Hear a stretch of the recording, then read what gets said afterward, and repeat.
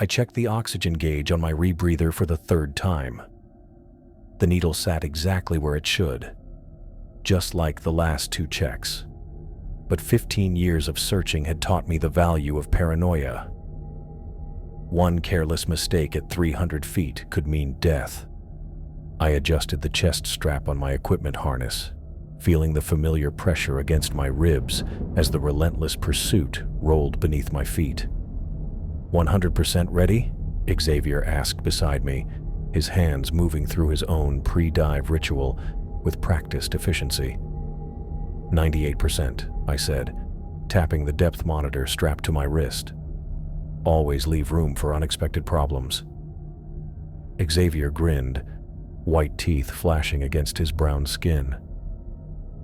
After 15 years chasing this ghost ship, I'd say we're experts at unexpected problems. I nodded, letting my eyes drift across the equipment spread across the dive deck. Everything represented thousands of hours of planning, millions in investment, and a decade and a half of my life pursuing an obsession most people thought was madness. The San Cristobal, a Spanish galleon lost in 1684, rumored to carry wealth beyond imagination, had become more than a shipwreck to find. It had become my purpose. I still can't believe we found her, I said quietly, more to myself than Xavier. You found her, Taylor, Xavier corrected, clapping my shoulder. The rest of us just followed your crazy ass across half the Caribbean.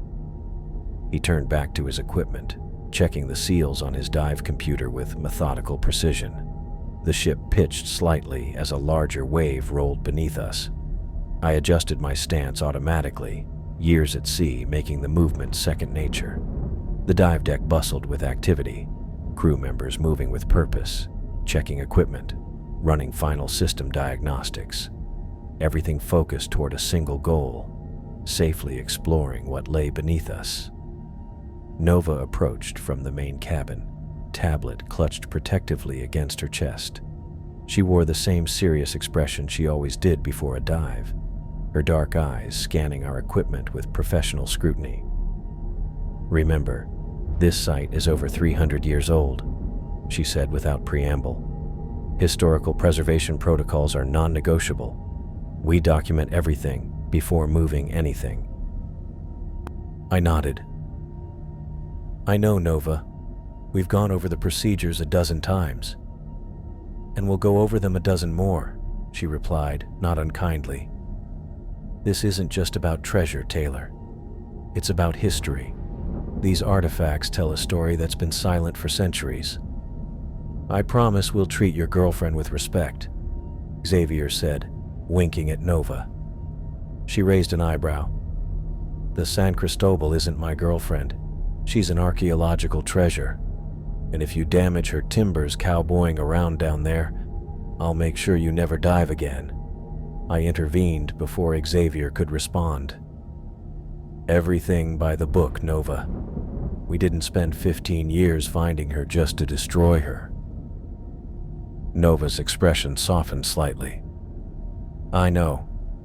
I just want to make sure we do this right. Ernest joined us, clipboard in hand, and safety harness already secured over his torso. The scar on his left cheek caught the morning light as he turned toward us. Vibration dampeners are all green, he said, handing me the system readout. Remember to keep the dredge at minimal power. Too much disturbance could damage fragile artifacts. I scanned the readout, noting pressure levels and power settings. What about the acoustic sensors? Calibrated and running, they'll alert topside if structural integrity becomes compromised. Ernest's eyes moved systematically over our dive gear. Secondary air supplies? Xavier patted the small tank at his side. Checked and ready. Emergency beacons?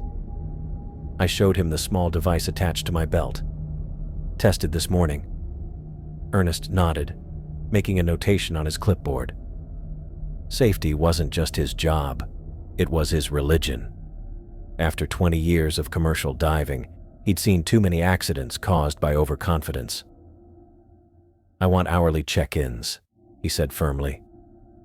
Any anomalies in equipment function, any changes in visibility or current, you report immediately. Understand?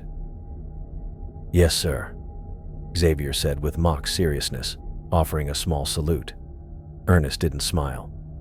I'm not joking, Xavier. At that depth, problems escalate quickly. We understand, I said. Safety first, discoveries second. Margaret's voice came over the ship's intercom. Taylor, you're clear for dive operations. Weather report shows favorable conditions holding for the next 3 days. Current minimal, surface chop at 2 feet. Perfect window for what we need. I grabbed the nearest comm unit. Thanks, Maggie. We're starting final prep now. Don't call me Maggie on comms, she responded, her voice stern but with a hint of amusement. Keep it professional, little brother. Yes, Captain Solomon, I replied, smiling despite my pre-dive tension. My sister had given up a promising position with a major shipping company to captain this expedition. Her belief in my quest meant more than I could express. Barry joined us on deck, his dive gear already configured. He nodded toward the water, excitement clear in his eyes. Ready to make history? Born ready, Xavier answered, bumping fists with Barry. I did one final check of my rebreather, confirming gas mixtures and backup systems. The weight of responsibility pressed against my chest. 15 years of research, failed expeditions, dead ends, and financial strain had led to this moment. The San Cristobal wasn't just a shipwreck, it was vindication. All right, I said, looking at Xavier and Barry. Let's do this right. Clean, careful, by the book. We moved to the dive platform at the stern, where our weighted descent line disappeared into the blue waters below. I secured my dive mask, feeling the familiar seal against my face, and powered on my helmet lights. The communication system crackled to life in my ear. Comms check. All divers. Ernest's voice came through clearly. Solomon, check. Green, loud and clear. Bradley, good to go. I took one last look at the sky, bright blue without a cloud in sight, then backward rolled into the Caribbean waters. The shock of submersion always reset my brain, washing away surface concerns and narrowing my focus to the immediate environment. Xavier and Barry splashed in beside me, their bubbles momentarily obscuring my vision. Beginning descent, I reported, gripping the line and starting my journey downward. The blue water darkened as we descended, sunlight fading with each meter. At 50 feet, I paused for our first safety check. Barry and Xavier gave me thumbs-up signals, and we continued downward. The pressure increased, a gentle but insistent squeeze that I barely noticed after thousands of dives. At 100 feet, the water temperature dropped noticeably. My exposure suit insulated me from the worst of it, but I felt the change against my exposed cheeks. The descent line continued to guide us downward, disappearing into the increasing darkness below. 200 feet, I reported. Visibility approximately 20 meters, dropping as expected. Copy that, Ernest replied. All readings normal topside. The darkness became nearly absolute at 250 feet, our helmet lights cutting cone-shaped paths through the water. Natural light barely penetrated to this depth. We were entering a world where humans weren't meant to survive, where every breath relied on technology and careful planning. At nearly 300 feet, the massive silhouette of the cage appeared below us, our underwater habitat and work platform positioned near the wreck site. The rectangular structure sat on the ocean floor, anchored securely to prevent shifting in underwater currents. Its metal frame gleamed dully in our lights, covered partially with the marine growth that had accumulated since we'd installed it 2 weeks earlier. Approaching the cage, I reported. Visibility down to approximately 10 meters. We swam toward the habitat, our movements slow and deliberate to conserve energy and air. The wreckage of the San Cristobal lay partly visible beyond, a wooden skeleton stretched across the sandy bottom, preserved by the cold, relatively oxygen-poor water at this depth. What remained of the once proud galleon was a shadow of its former glory, but to me, it was the most beautiful sight imaginable. I entered the cage through the open moon pool, surfacing inside the dry workspace that would serve as our base of operations. The pressurized environment allowed us to remove our masks briefly and communicate directly while preparing specialized equipment. Barry and Xavier surfaced behind me, water streaming from their gear. "Holy shit, we're actually here," Xavier said, his voice hushed with reverence. "The actual San Cristobal." I nodded, unable to find words adequate for the moment. 15 years of searching, of being called crazy, of nearly bankrupting myself, all validated by the wooden remains lying just outside our habitat. "Let's get the dredge system online," I said, moving toward the control panel mounted on the habitat wall. "We'll start with Quadrant 3, where the cargo hold should be." Barry helped me configure the dredge settings, adjusting pressure and vacuum rates to minimize impact on fragile materials. The system had been custom designed for archaeological work, capable of removing centuries of accumulated silt without damaging artifacts beneath. "Dredge settings at 15% capacity," I reported through the comms. "Beginning clearing operations in Quadrant 3. "Copy that," Nova responded from the surface. "Remember to document everything before disturbance." We resealed our masks and exited through the moon pool, swimming the short distance to the wreck site. I positioned myself near what historical records suggested was the cargo hold, while Xavier set up our underwater lighting array. Barry readied the artifact collection baskets, carefully labeled according to Nova's meticulous system. I activated the dredge, feeling the gentle vibration as it came online. The narrow wand in my hands pulled water and silt into a filtration system that separated potential artifacts from debris.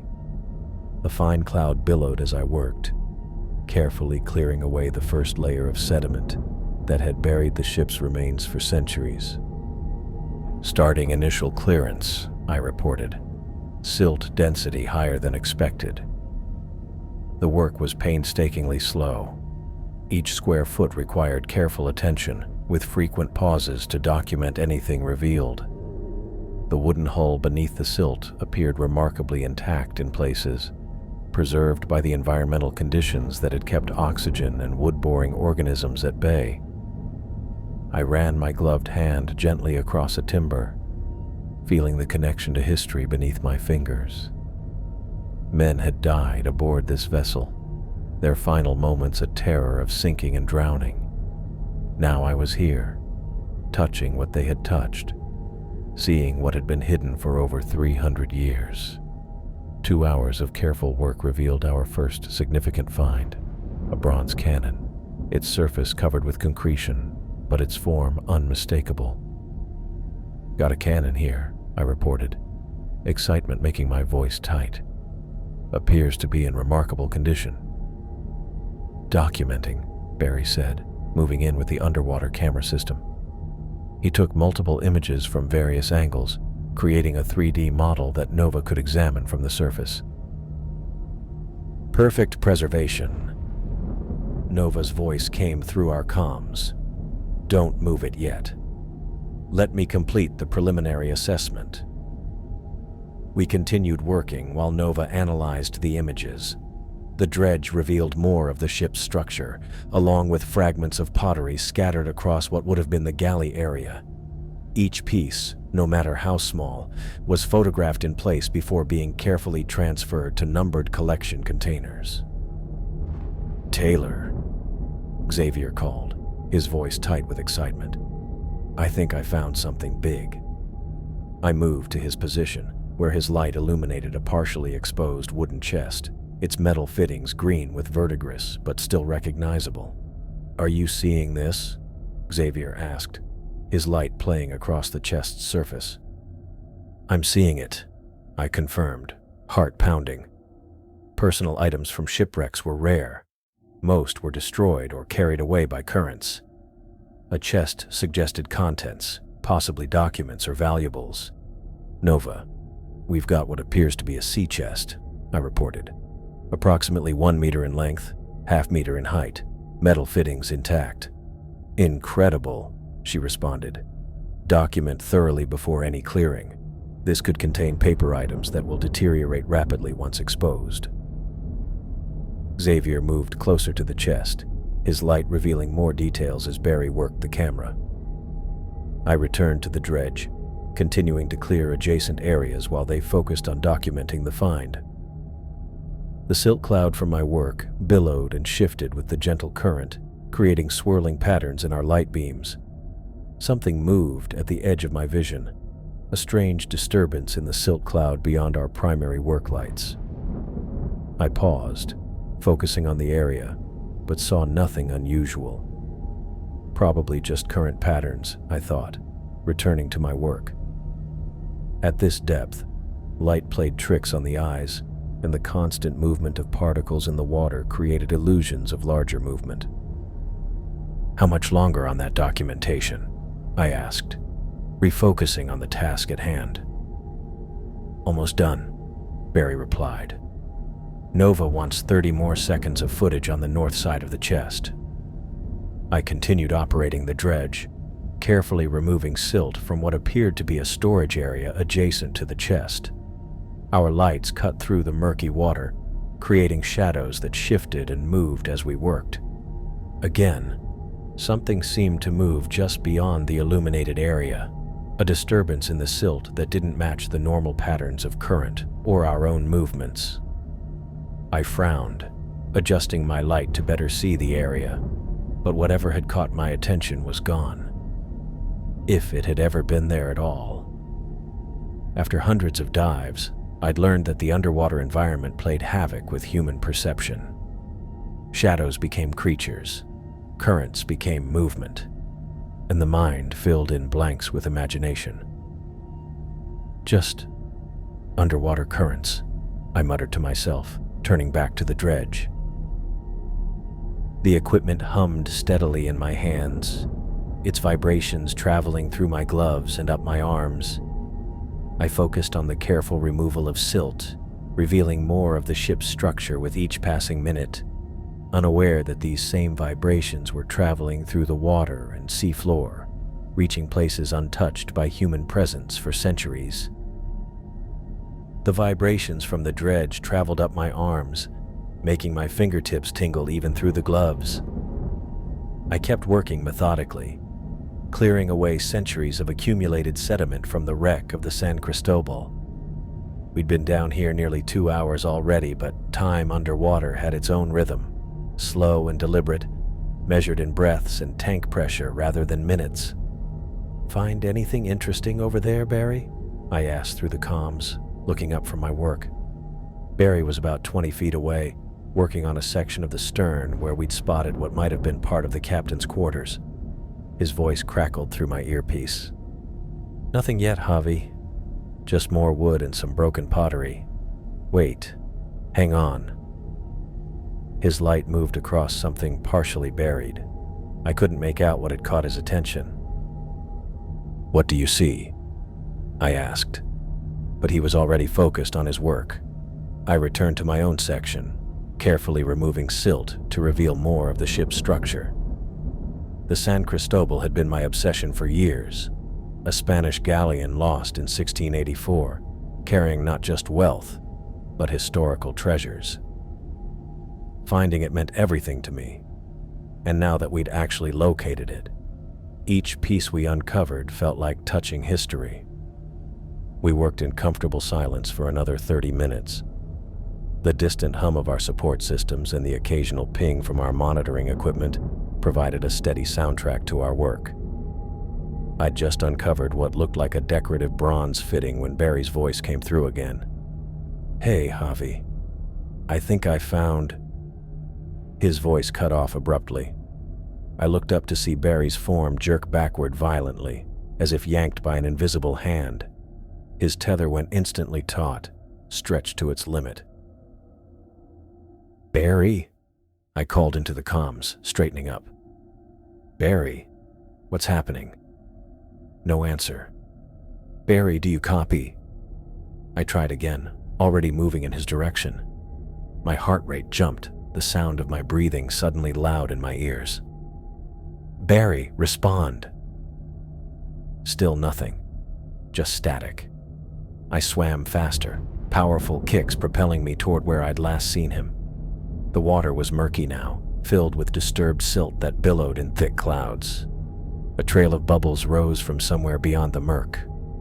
Too many bubbles. Coming too fast. "Surface team, this is Javi," I said, trying to keep my voice steady. "We have a situation. Barry's not responding and his tether's pulled tight.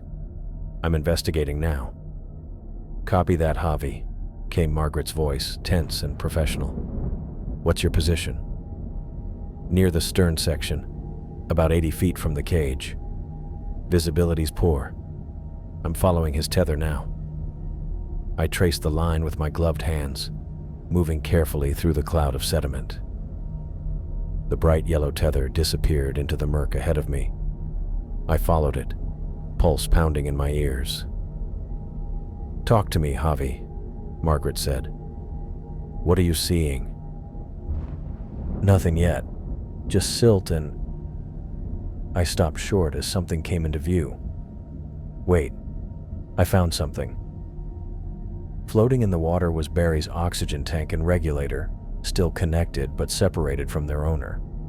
The emergency release had been triggered, but there was no sign of Barry himself.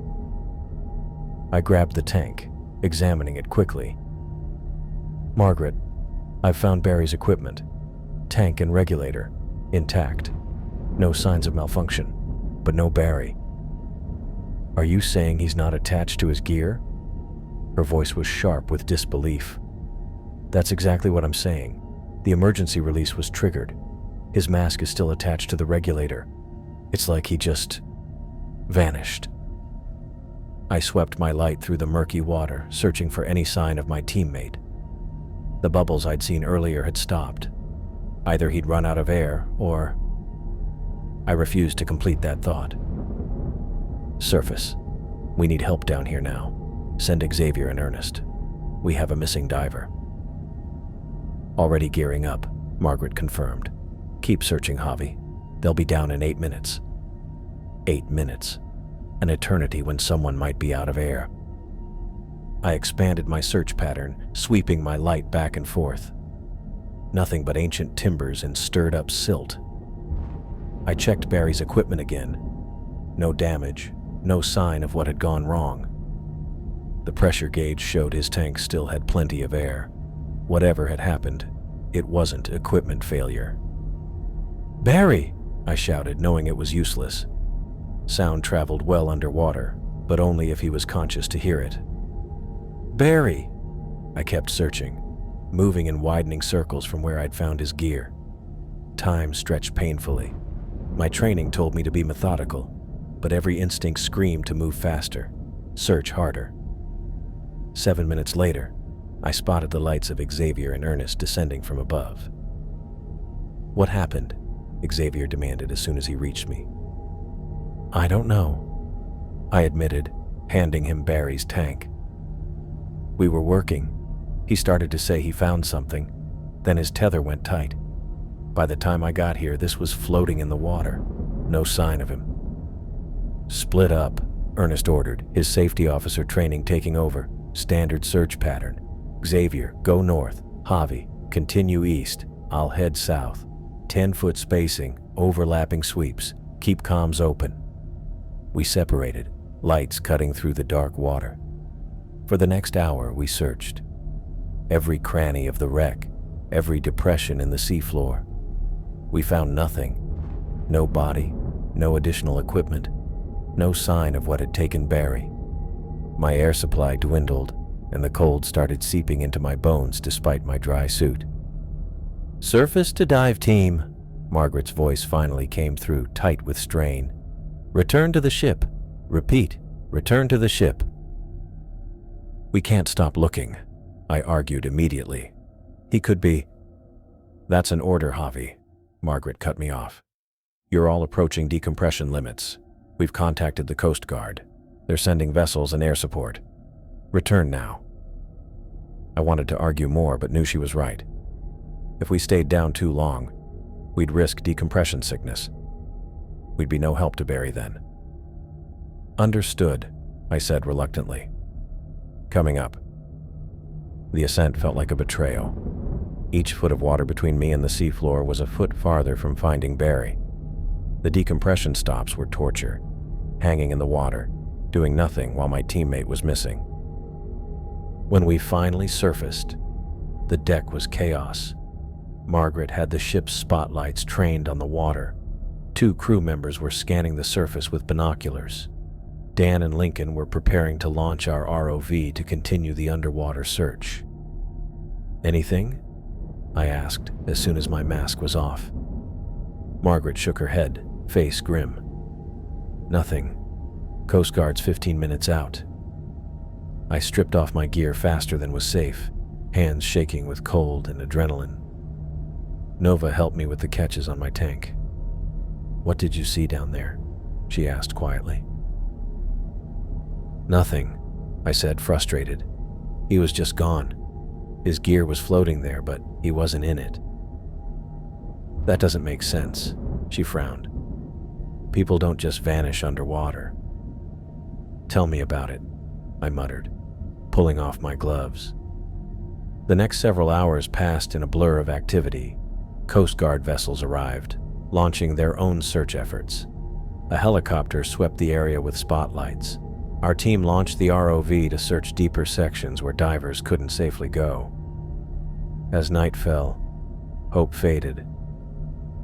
The Coast Guard captain spoke quietly with Margaret at the helm. I stood nearby, still in my damp base layers, shivering more from shock than cold. We'll resume the search at first light, he told her. But I need to be honest with you. If he surfaced, we should have found him by now. Margaret nodded stiffly. Thank you for your help, Captain. When he left, she turned to me. Get some food, Javi. There's nothing more we can do tonight. This doesn't make sense, Maggie, I said, using her childhood nickname without thinking. He was right there, and then he wasn't. She put a hand on my shoulder. I know. We'll figure it out. But you need to eat. I made my way to the mess hall where most of the team had gathered. The mood was somber. People spoke in hushed voices, if they spoke at all. I grabbed a plate of food I didn't want and sat down heavily. Ernest joined me a moment later, his own plate barely touched. It must have been equipment failure, he said, breaking the silence. Something catastrophic that made him panic. His gear was intact, I reminded him. I checked it myself. Maybe not the main gear. A suit tear, maybe. In panic, people do strange things.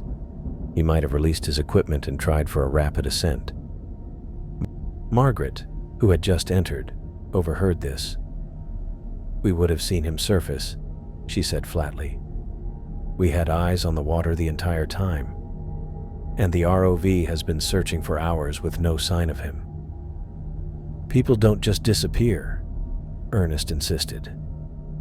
Well, this one did, Margaret replied, her voice cracking slightly. The conversation died. I pushed food around my plate, not eating. My mind kept replaying those final moments. Barry's voice cutting off, the tether going tight, the swirling silt. After dinner, I couldn't sleep. I made my way to the ship's small lab where Nova had set up her workstation. She looked up as I entered. Can't sleep either, she asked.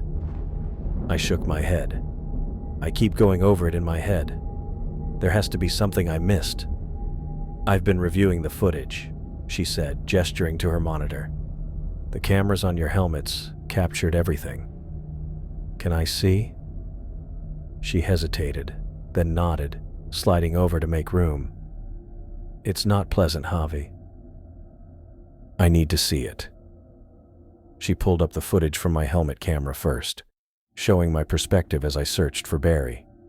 Then she switched to Barry's feed. We watched in silence as he worked, commenting occasionally on finds. Then came the moment when he said he'd found something. There, I pointed. Freeze it. Nova paused the video. Barry's light was illuminating something partially buried in the silt. Can you zoom in? She enhanced the image, but it was still unclear what had caught his attention. Play it, I said. She hit play. Barry reached toward whatever he'd spotted, and suddenly, the camera jerked violently. The video became a disorienting swirl of bubbles and silt. Through gaps in the murk, I caught glimpses of the seafloor, the wreck, and... Wait, go back, I said. There was something... Nova rewound and played it again at half speed. There, at the edge of the frame, barely visible through the silt cloud, dark shapes moved. Not fish, something else, something that didn't belong. What is that? I asked, leaning closer. Nova frowned, adjusting the contrast. Probably just sediment patterns. When silt gets disturbed like that, it can create all sorts of visual effects. No, I said, pointing to another spot. There, and there. Those aren't sediment patterns. She zoomed in further, but the image degraded. It's too blurry to tell for sure, Javi. But look, the same patterns appear in the footage from your dredge work earlier. She pulled up footage from the previous day, showing silt clouds from my dredging. Similar dark movements appeared at the edges. See? It's just how the particles move in the water when disturbed. I wasn't convinced. Play more of Barry's feed. She continued the video. The camera kept jerking, then suddenly stabilized, pointing straight up toward the surface as it floated free. The emergency release had been triggered. Whatever pulled him was strong enough to make him hit his emergency release, I said quietly. Or he hit it himself, Nova countered. If he got snagged on something and needed to free himself quickly. Then where is he? She had no answer for that. I pointed again at the dark shapes in the silt. I've been diving for 15 years, Nova. I know what disturbed sediment looks like. That's not it. What are you suggesting? She asked, her voice careful. I don't know, I admitted. But something was there. Something took Barry. She sighed, rubbing her eyes. Javi, I understand you're upset. We all are. But there's no evidence of whatever you're implying. There's no evidence of equipment failure either, I pointed out, or that he surfaced, or that he's still down there. Yet something happened. Let's be scientific about this, she said. When you eliminate the impossible, whatever remains, however improbable, must be the truth. Right now, we don't have enough information to eliminate anything. Exactly, I said. So we can't rule out that something's down there, something we haven't identified yet. Nova looked at me with concern. You need rest, Javi. We all do. Tomorrow we'll have more resources, better visibility. We'll find answers. I knew she was trying to be rational, but I also knew what I'd seen. Those weren't sediment patterns in the water. Something had moved with purpose, with intent. You're right about one thing, I said, standing up.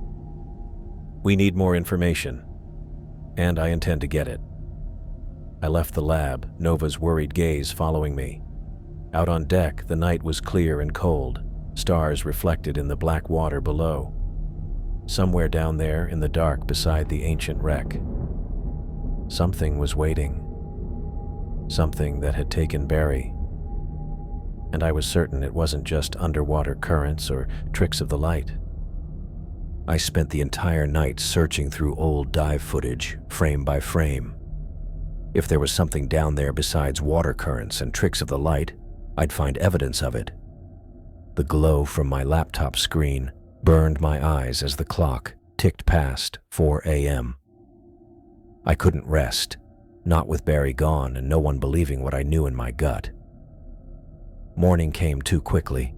I gathered the team in the Relentless Pursuits conference room before the day's operations began. Margaret stood by the door with her arms crossed, while Dan and Lincoln sat at the table looking exhausted. Nova leaned against the wall, tablet clutched to her chest. Everyone had the same haunted look, dark circles under their eyes telling me no one had slept much. "I've made a decision," I said, standing at the head of the table. "We're not continuing operations without new safety protocols." "What kind of protocols?" Lincoln asked, rubbing his eyes. I placed my hands on the table and leaned forward. "No one works alone anymore, not for a second. We stay in visual contact at all times." Dan nodded slowly. "Makes sense." "And everyone carries a spear gun," I added. "No exceptions." That got a reaction. Margaret pushed off from the wall. "Spear guns? Taylor, that's excessive." "Is it?" I challenged her. "Barry disappeared yesterday. His equipment was intact, but he was gone. Something took him." "We don't know that," Nova said quietly. "The current could have..." "The current didn't trigger his emergency release," I cut in. "The current didn't yank him backward hard enough to snap his tether. And the current doesn't move like..." I stopped, knowing how it would sound. "Like what?" Lincoln asked. I looked each of them in the eye. "Like it has purpose." The silence that followed was heavy. I could see they wanted to dismiss it as grief or shock talking, but none of them could explain what happened any better than I could. Margaret sighed. "The investors called this morning. They want us to continue operations." "Of course they do," I said bitterly. "They're not down there with us." "We've sunk millions into this operation," Margaret reminded me. "If we pull out now..." "I'm not saying we pull out," I clarified. "I'm saying we protect ourselves. New protocols or I shut this down, investors be damned." Margaret and I locked eyes. She knew I meant it. Finally, she nodded. "Fine. Teams of 2 minimum and spear guns. Anything else?" "I need time with the footage. All of it. And I need Dan's help enhancing some of the video." Dan straightened up. "Whatever you need." The meeting broke up, with Lincoln heading to inventory our weapons and Margaret making calls to update the investors. Nova lingered, waiting until we were alone. "You really think something's down there?" she asked. I met her gaze. "I know there is." She didn't argue this time. "I'll help you review the footage from previous dives." For the next 6 hours, Nova and I sat in the lab, reviewing every minute of underwater footage we had. Most of it was tedious. Hours of careful excavation work, silt clouding the camera, the occasional excitement of discovering an artifact. But there were moments, brief flickers at the edge of the frame, shadows moving against the current. "There," I said, stopping a clip from 3 days ago. "Look at the background, behind Xavier." Nova leaned closer. "I don't see anything." "Wait for it." I advanced the footage frame by frame. "There." A shadow moved through the silt, distinctly separate from the cloud Xavier's work had kicked up. It appeared and disappeared so quickly you'd miss it if you weren't looking for it. "Could be debris," Nova suggested, but her voice lacked conviction. "Maybe once, but look." I pulled up another clip from a different dive, 2 days earlier. Same movement pattern, and here. A third clip. And here. Nova was quiet, her scientific skepticism visibly wavering. "We need better resolution." These are all at the edge of the frame, in low light. That's why I need Dan. I found Dan in the engine room, checking equipment. When I explained what I needed, he didn't question it. He just nodded and followed me back to the lab. Unlike Nova, Dan didn't need convincing that something unusual was happening. He'd been friends with Barry for years. "I can clean up the image," he said, examining the footage. "Run it through some filters, enhance the contrast. If there's something there, we'll see it better." "How long will it take?" I asked. "Give me a couple hours." While Dan worked his technical magic, I went through more footage. By now, my eyes burned and my head throbbed, but I couldn't stop. Barry was gone because I hadn't been careful enough, because I hadn't seen the danger until it was too late. I wouldn't make that mistake again. Near sunset, Dan called me back to the lab. Nova was already there. Dan had taken our best clips and enhanced them, cleaning up the murky images as much as possible. "I isolated the movement," he said, bringing up the first enhanced clip on the main screen. "Watch closely." The footage played, and this time there was no mistaking it. Something large moved through the water just beyond our work lights. The shape was elongated, smooth, moving with purpose. "What the hell is that?" I whispered. Dan shook his head. "I don't know, but it's big. I'd estimate at least 15 feet based on this frame."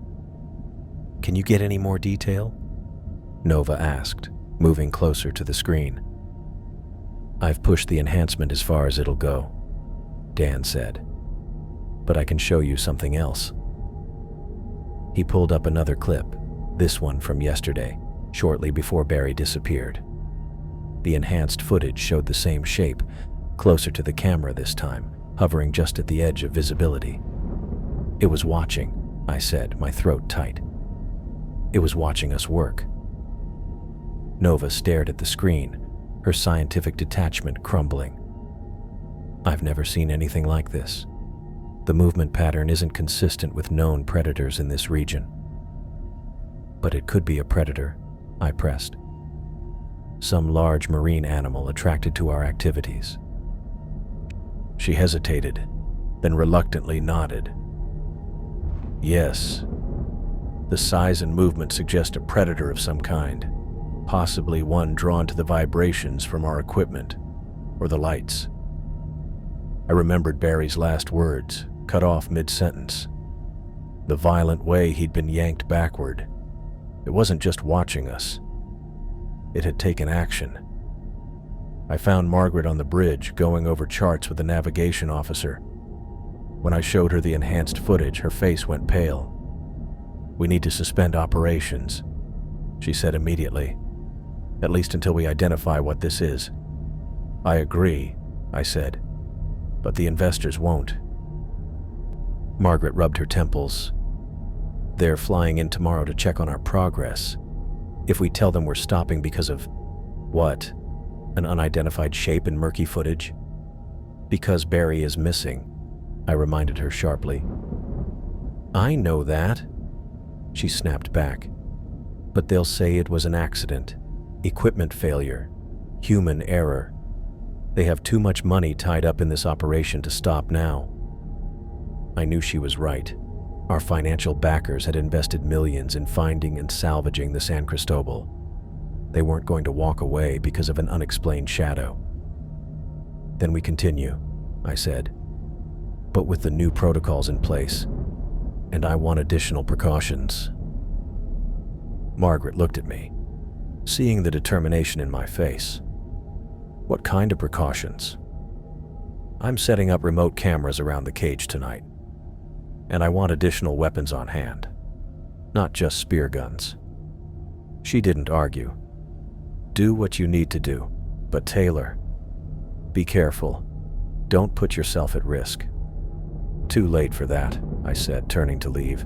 "We're all at risk now." That night I lay in my bunk staring at the ceiling, unable to sleep. Every time I closed my eyes, I saw Barry's last moments, the jerk of his body, the tether going tight. the emptiness where he should have been. And behind it all, the shadow moving through the water. What was down there? Some undiscovered predator drawn to our lights and activity? Or something else, something more deliberate in its actions? The wreck had been down there for centuries. What if it wasn't alone?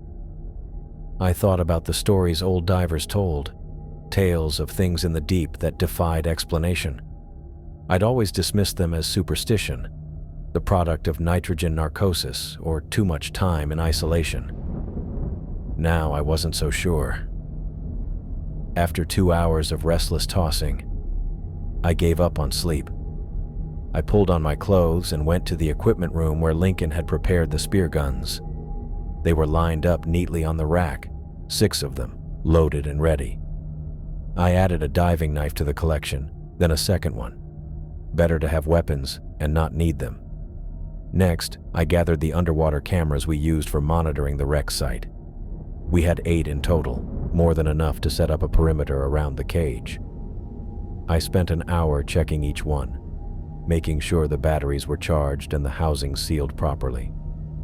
As I worked, I couldn't shake the feeling that we were missing something obvious. The San Cristobal had been lost for over 300 years. Why had no one found it before now? There were records of previous expeditions in the area, yet none had succeeded in locating the wreck. What if there was a reason for that? By dawn, I had everything prepared. The cameras were ready, the weapons checked and double-checked. I'd written out the new safety protocols in detail and printed copies for everyone on the dive team. We would go down in pairs, maintain visual contact at all times, and each carry a weapon. No exceptions. I knew something was down there in the murky water beside the ancient wreck. Something that had taken Barry. Something that moved with purpose and intent. And I was determined to find out what it was before anyone else vanished. The weight of the tank felt familiar against my back as I adjusted the straps one final time. Xavier stood next to me on the dive platform, running through his own equipment checks. The morning sun hit the water, making it look deceptively peaceful. None of us had slept well after what happened to Barry. I sure hadn't. "You good?" Xavier asked, his voice tight. I could tell he was trying to sound normal, but there was an edge I hadn't heard before. "Yeah," I said, double-checking my knife and the spear gun strapped to my thigh. "Remember, we stay close, no more than 10 feet apart at any time." He nodded, eyes serious behind his mask. "Got it." Margaret walked over, clipboard in hand. The circles under her eyes had darkened overnight. "The cameras are set up around the cage," I told her. "They'll record anything that moves within 30 feet. "Good," she said, "but I want hourly check-ins. Anything weird happens, anything at all, you get back to the surface." "We will." She hesitated, then put her hand on my shoulder. "I know Barry was your friend. He was mine too. But don't do anything stupid down there." I nodded, not trusting myself to speak. The truth was, part of me wanted whatever had taken Barry to show itself. I wanted to see it, to know what we were dealing with. Xavier and I stepped to the edge of the platform. The water below us looked darker than usual, but maybe that was just my imagination. We did our final mask checks, and I tapped my comms. "Comms check. Surface, do you read?" "Loud and clear," Margaret's voice came through. "Dan's monitoring your feed from the control room. Nova's with him." "Copy that." I glanced at Xavier. "Ready?" He gave me a thumbs up. We dropped into the water together, the coolness washing over me as we began our descent. The dive lights cut through the blue, creating moving shadows as we went deeper. Neither of us spoke much. The weight of what happened to Barry hung between us. At 200 feet, I spotted the cage below us, its metal frame reflecting our lights. The cameras I'd set up yesterday were visible at each corner, small red recording lights blinking steadily. "See anything on the feeds?" I asked through the comms. Dan's voice crackled in my ear. "Nothing unusual, just you two coming down." We reached the cage, but didn't go inside.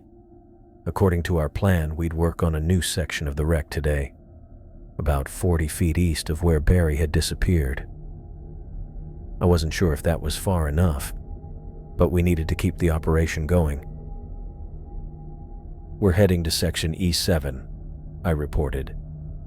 "It's part of what might be the officers' quarters." "Copy that," Margaret replied. "Stay alert." Xavier and I swam side by side toward the designated area. I kept one hand on my spear gun the whole time, eyes constantly sweeping the murky water around us. The visibility was about 15 feet. Not great, but not terrible either. Beyond our lights, the water turned into a wall of dark blue. "I keep thinking I'm seeing things," Xavier said quietly as we reached the new work area. "Me too," I admitted. "Just stay close." The section we'd chosen was partially buried under silt, with wooden beams sticking out at odd angles. In better circumstances, I would have been excited about what we might find. The San Cristobal was rumored to have carried not just gold and silver, but historical documents, journals from the captain and officers that might shed light on that period of colonial history. "I'll start the dredge," I said, pulling the small device from my equipment belt. "You document what we find." Xavier nodded, removing his camera from its waterproof case. The dredge hummed to life, sending a small cloud of silt swirling around us. I worked methodically, clearing away centuries of buildup while Xavier photographed every new inch we uncovered. For almost an hour, we worked in relative silence, focused on the task at hand. "Look at this," Xavier said eventually, pointing to something embedded in the wooden structure. I moved closer. It was a small bronze box about the size of my hand, partially visible in the rotting wood. "Might be a personal container," I said. "Let's get a better look." As we worked to clear more silt from around it, I noticed something on one of the small screens strapped to my wrist. It showed the feed from the northernmost camera I'd placed near the cage. Something moved across the screen, quick and blurry. "Dan," I called through the comms. "Did you see that? North camera." "Yeah," he replied after a moment. "Just reviewing it now. Probably a large fish." I wasn't convinced. "Can you enhance it?" "Working on it," he said. "Keep doing what you're doing. I'll let you know if I see anything else." We returned to the bronze box, carefully clearing away the surrounding material. The box was stuck in place, likely fused to the wood over centuries underwater. "We'll need to document it fully before attempting to remove it," I said. Xavier nodded and moved his camera closer to get detailed shots. That's when I felt it. A subtle change in the water pressure around us. A movement that wasn't natural current. I froze, my hand instinctively going to the spear gun on my thigh. "What is it?" Xavier asked, noticing my sudden tension. "Not sure," I said quietly. "Just keep working, but stay alert." The screen on my wrist blinked again. Another camera picked up movement, this time closer to our position. My heart rate kicked up a notch.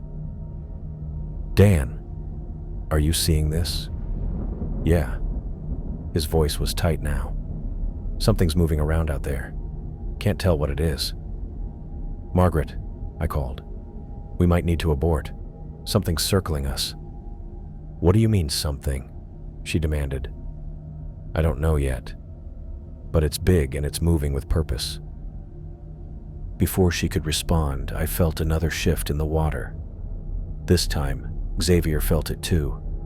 He moved closer to me, our shoulders almost touching as we scanned the murky blue around us. "There," Xavier pointed, his voice barely a whisper in my comms. About 20 feet away, the silt was disturbed in an unnatural pattern, like something was moving through it just above the seafloor. Whatever it was staying low, using the limited visibility to its advantage. "I see it," I said, raising my spear gun slightly. "Dan, are you getting this?" "Feed's breaking up," he replied, his voice cutting in and out. "What are you seeing?" The disturbance in the silt grew more pronounced, moving in a wide arc around us. It was circling, I realized, like a predator. "We need to get back to the cage," I said to Xavier, trying to keep my voice steady. "Slowly. Don't make any sudden moves." We began backing away from the work site, lights pointed toward the disturbed area. The silt cloud grew thicker as whatever was moving through it picked up speed. "It's coming closer," Xavier warned, his voice tight with fear. "I know," I said. "Just keep moving toward the cage. Steady pace." The cage was only about 30 feet away, but it felt like miles. My chest tightened as the disturbance in the silt suddenly stopped. For a moment, everything was eerily still. "Where did it—" Xavier's words cut off as the water erupted behind us. I spun around just in time to see a massive shape burst from the silt cloud. It was darker than the surrounding water, fast and impossibly big. Before I could even raise my spear gun, it slammed into Xavier. His scream tore through my comms, high and terrified. I watched in horror as he was yanked backward with brutal force, his body jerking violently as something pulled him away from me. "Xavier!" I screamed, finally getting the spear gun up and firing in one fluid motion. The spear disappeared into the churning water where Xavier had been, but I knew I hadn't hit anything solid. "What's happening?" Margaret's voice shouted in my ear, but I couldn't answer her. The water around me was turning red. Blood, Xavier's blood, clouding my vision and spreading through the water like ink. I fired another spear blindly into the cloud, then another. My hands were shaking so badly I nearly dropped the gun. "Javi, report." Margaret's voice was frantic now. "Something took Xavier," I managed to say, my voice not sounding like my own. "It pulled him. There's blood. I can't see him anymore." I knew I should try to find him, to help him somehow. But instinct took over. Whatever had taken him was still out there, possibly coming back for me. The cage was my only chance. I swam as fast as I could, not looking back at the blood cloud spreading behind me. The cage loomed ahead, its metal frame a promise of safety. I reached it in seconds that felt like hours, yanking the door open and throwing myself inside. My hands fumbled with the locking mechanism, finally sealing it shut with a metallic clank. Breathing hard, I pressed my back against the far wall of the cage, trying to process what had just happened. Xavier was gone. Just like Barry. Taken in seconds by something I couldn't even identify. Movement outside the viewport caught my eye. I forced myself to look, raising my dive light to illuminate the water beyond the reinforced glass. That's when I saw it. The creature moved past the cage, slow and deliberate now. It was enormous, at least 15 feet long, maybe more. Its body was muscular and sinuous, with a shape that reminded me of a crocodile but wasn't quite right. The head was massive, with powerful jaws that could easily crush bone. Its skin had a reptilian texture, but it moved through the water with the grace of something that had evolved to hunt there. As it passed by the viewport, it turned slightly, and I swear it looked right at me. Its eye was dark and cold, assessing me through the glass. Then it vanished back into the murky water, leaving nothing but a swirl of silt in its wake. My hands were trembling as I activated the comms again. "Margaret, are you there?" "I'm here." Her voice was strained. "What happened? Where's Xavier?" "He's gone," I said, the words hollow in my chest. "Something took him," Something big. What was it? Nova's voice cut in. A shark? I don't know, I said, trying to organize my thoughts. Maybe a shark or some kind of crocodile, but different. I've never seen anything like it. Different how? She pressed. It was huge, reptilian, but it moved wrong for a croc, and the head shape. It had these jaws, and the way it attacked. I closed my eyes, seeing the attack replay in my mind. It knew what it was doing. It waited. It watched us. Then it struck. That's impossible, Nova said.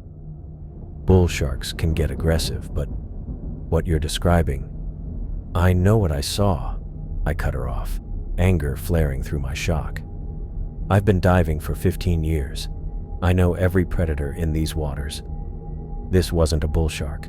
This wasn't anything I've ever seen before. Silence hung on the comms for a moment. Could be a bull shark, Dan suggested cautiously. They can get pretty big and in murky water. It wasn't a bull shark, I snapped. I've seen bull sharks. I've dealt with aggressive bull sharks. This was something else entirely. I took a deep breath, trying to calm myself. Through the viewport, I scanned the water, half expecting to see the creature return. But there was nothing but blue murk and floating particles catching the light. We need to call in the Coast Guard, Margaret said finally, and let the authorities know we've lost another diver. Another diver.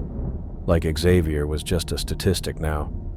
But I couldn't blame her for the clinical tone. She was trying to hold it together, just like me. I'm coming down with the submersible to get you, Dan said. Stay put.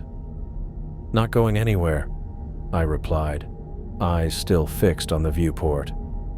While I waited, I checked the small screen showing the camera feeds. They were all still recording, which meant they might have captured what happened.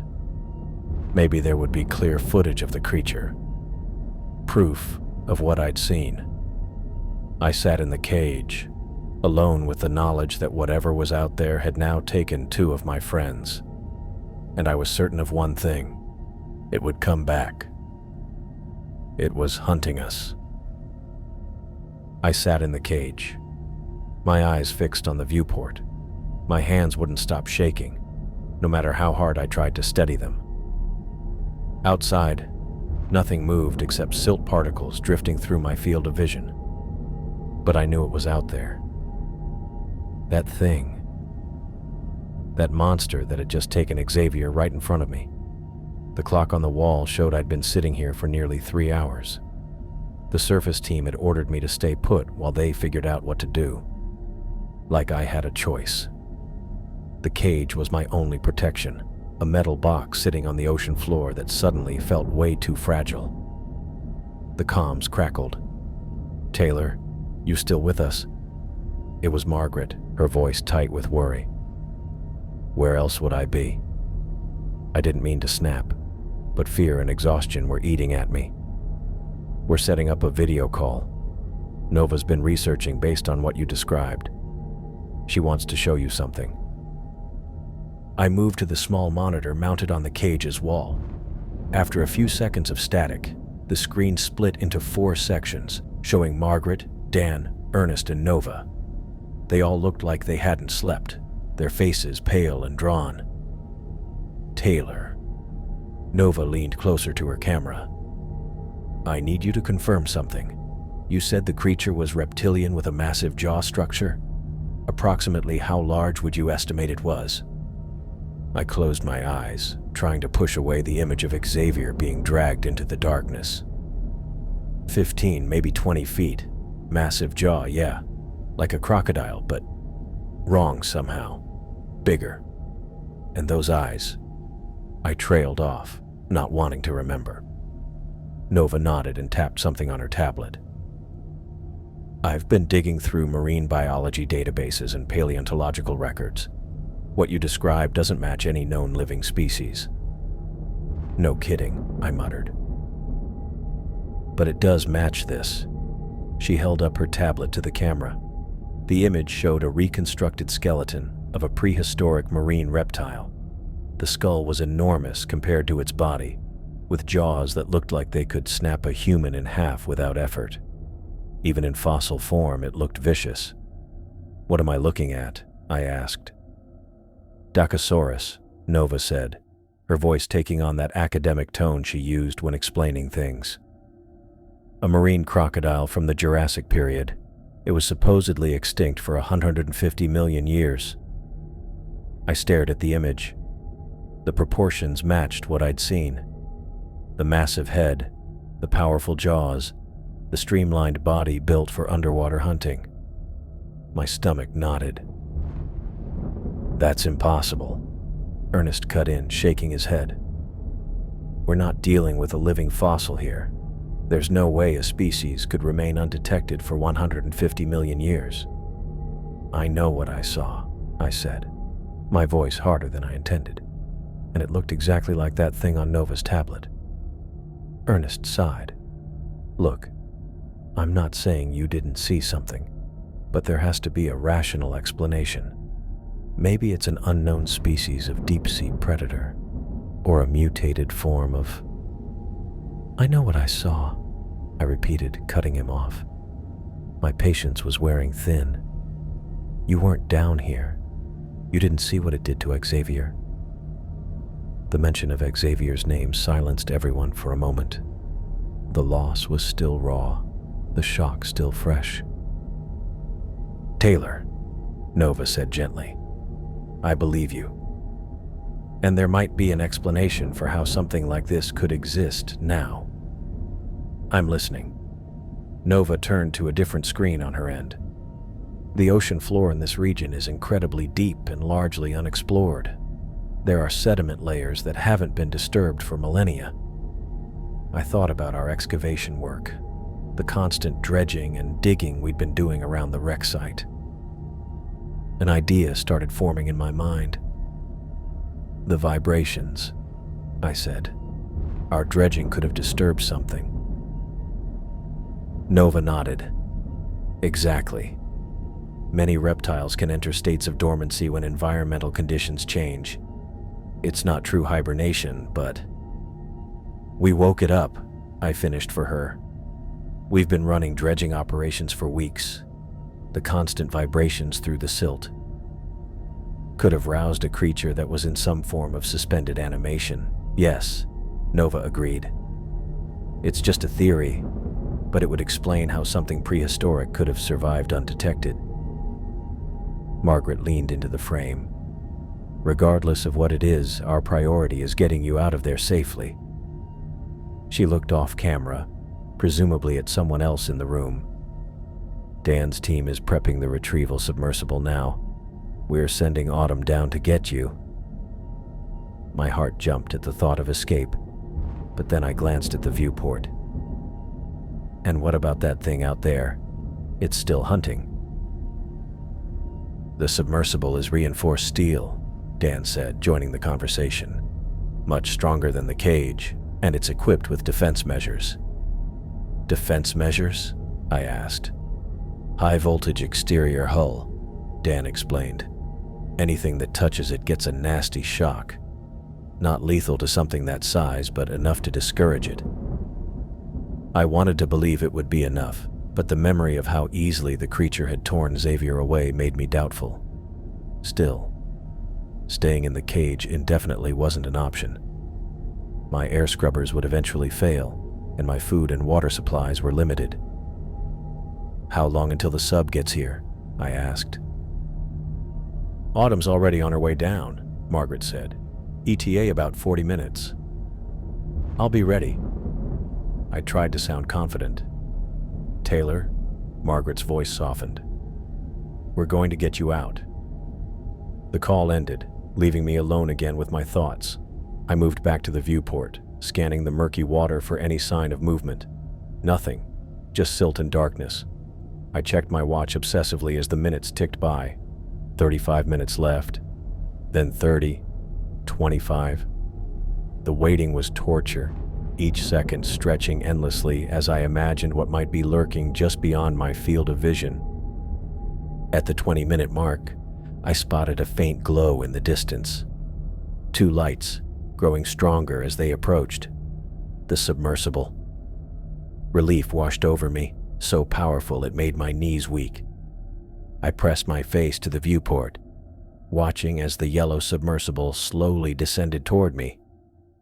It was our smallest model, designed for quick personnel transport rather than excavation. Autumn was a skilled pilot, navigating the craft with precision through the water. The sub's lights illuminated the cage, casting long shadows across the ocean floor. I grabbed my emergency pack and moved to the airlock, ready to make the transfer as soon as Autumn docked. The sub was maybe 50 yards away now, closing the distance steadily. I could see Autumn through the craft's front viewport, her face focused on the controls. That's when I saw it. A massive shadow detached itself from the darkness below, moving with frightening speed toward the submersible. My breath caught in my throat as I recognized the same creature that had taken Xavier. "No, no, no," I gasped, lunging for the comms. "Autumn, 9 o'clock, it's coming." I didn't know if she heard me. The sub continued its approach, oblivious to the danger. The Dacosaurus, I couldn't think of it as anything else now, surged upward from below. It was enormous, at least 8 meters long, its body sleek and powerful. In the sub's lights, I could see details I'd missed before. The scaly skin, the rows of teeth visible even with its mouth closed, the primal hunger in its eyes. It slammed into the submersible with shocking force. The sub lurched sideways, its lights spinning crazily as Autumn fought to maintain control. Through the comms, I heard her scream. "Autumn!" "Evasive maneuvers," I shouted, knowing it was useless, knowing there was nothing she could do against something that size. The creature circled back, faster than anything that large should move, and rammed the sub again. This time I saw the front viewport crack, a spiderweb of fractures spreading across the glass. "Surface! Emergency!" I yelled into the comms. "The creature is attacking the sub. Autumn's in trouble." Only static answered me. The communication system must have been damaged in the attack. I watched in helpless horror as water began to spray into the sub's cabin. Autumn's face was a mask of terror as she frantically worked the controls, trying to escape. The sub's engines whined, pushing against the water, but the creature struck again, this time latching onto one of the propulsion units with its massive jaws. Metal tore like paper. The sub spun, out of control now, lights flickering as systems failed. I could see water rushing in faster, filling the cabin. Then the comms went dead. The lights on the sub blinked out. The only illumination now came from my cage, casting just enough light to see the submersible drifting lifelessly in the water, the creature circling it like a shark. "Autumn," I whispered, though I knew she couldn't hear me. "Autumn." But there was no response. The sub continued to drift, taking on water, sinking slowly to the ocean floor about 100 yards from my position. The creature made one more pass at the disabled vessel, then turned and swam into the darkness, disappearing as quickly as it had appeared. I stood frozen at the viewport, my mind struggling to process what I'd just witnessed. The rescue attempt had failed catastrophically. Autumn was either dead or trapped in a flooded sub. Communications were down, and now the surface team had no way to reach me. The reality of my situation crashed down on me with suffocating weight. I was stranded, alone in a metal box on the ocean floor, with a prehistoric predator patrolling the waters around me. My air scrubbers would last maybe another day. My water supply, a bit longer. After that, I slid down the wall until I was sitting on the cold metal floor, my back pressed against the curved wall of the cage. My breaths came in short, painful gasps, as panic threatened to overwhelm me. I was trapped, completely, utterly trapped, and no one was coming to save me. A harsh, metallic creak pulled me from my spiral of panic. I jerked my head up, scanning for new damage to the cage. The structure had been designed to withstand intense pressure, not repeated impacts from a prehistoric predator. The radio crackled. "Taylor, do you copy? Taylor, respond." Margaret's voice came through with more static than usual. I pushed myself up from the floor, my legs stiff from sitting hunched against the wall. "I'm here." "Taylor, we have a problem." The hesitation in Margaret's voice sent a fresh wave of dread through me. "Worse than being trapped with an extinct sea monster?" I asked, trying for humor, but hearing the edge of hysteria in my voice. "The storm system we were tracking, it's accelerated. It's hitting us now." Her words were clipped, professional, but I knew my sister well enough to hear the fear underneath. "We're battening down, but sea conditions are deteriorating rapidly, swells already at 15 feet and building." I closed my eyes, processing what she wasn't explicitly saying. "You can't send another sub. Not for at least 24 hours, maybe longer depending on how the system tracks." 24 hours. The weight of those words pressed against my chest. I glanced at the oxygen readout, the numbers glowing an accusatory blue in the dimness of the cage. "What about Autumn? Any contact?" I asked, though I already suspected the answer. The silence on the other end confirmed it before Margaret spoke. "Nothing yet. The sub's emergency beacon is active, but we've lost all communication." I moved to the viewport, pressing my face close to the thick glass. The underwater floodlights cast eerie, shifting beams through the disturbed silt. And there it was, a massive shape gliding at the periphery of visibility. The creature moved with an unsettling grace for its size, like it owned these depths. Had always owned them. "I can see it," I said quietly into the comm. "It's circling." "Can you describe its behavior?" Nova's voice cut in. I struggled to find the right words. "It's methodical, like it's examining the cage, learning it." As if hearing my assessment, the creature suddenly changed course, turning directly toward me. Its velocity increased, body streamlining through the water. "It's coming!" The impact rattled the cage with such force that I was thrown backward, slamming into the equipment rack behind me. Metal groaned in protest. A high-pitched hissing sound started near the floor, a new leak joining the others that had begun earlier. "Taylor, report!" Margaret's voice had abandoned all pretense of calm. I scrambled to my feet, ignoring the throbbing pain in my shoulder. "It rammed us! Starboard side, near the bottom seal!" I dropped to my knees, running my fingers along the edge where metal met metal. They came away wet. "We've got another leak. Small, but..." I didn't finish the sentence. We both knew what it meant.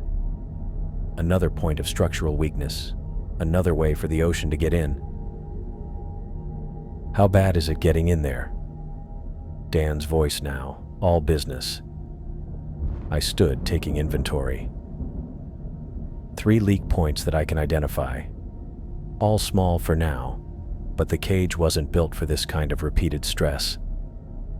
I moved to the environmental control panel. Air quality still holding, but I checked the readings.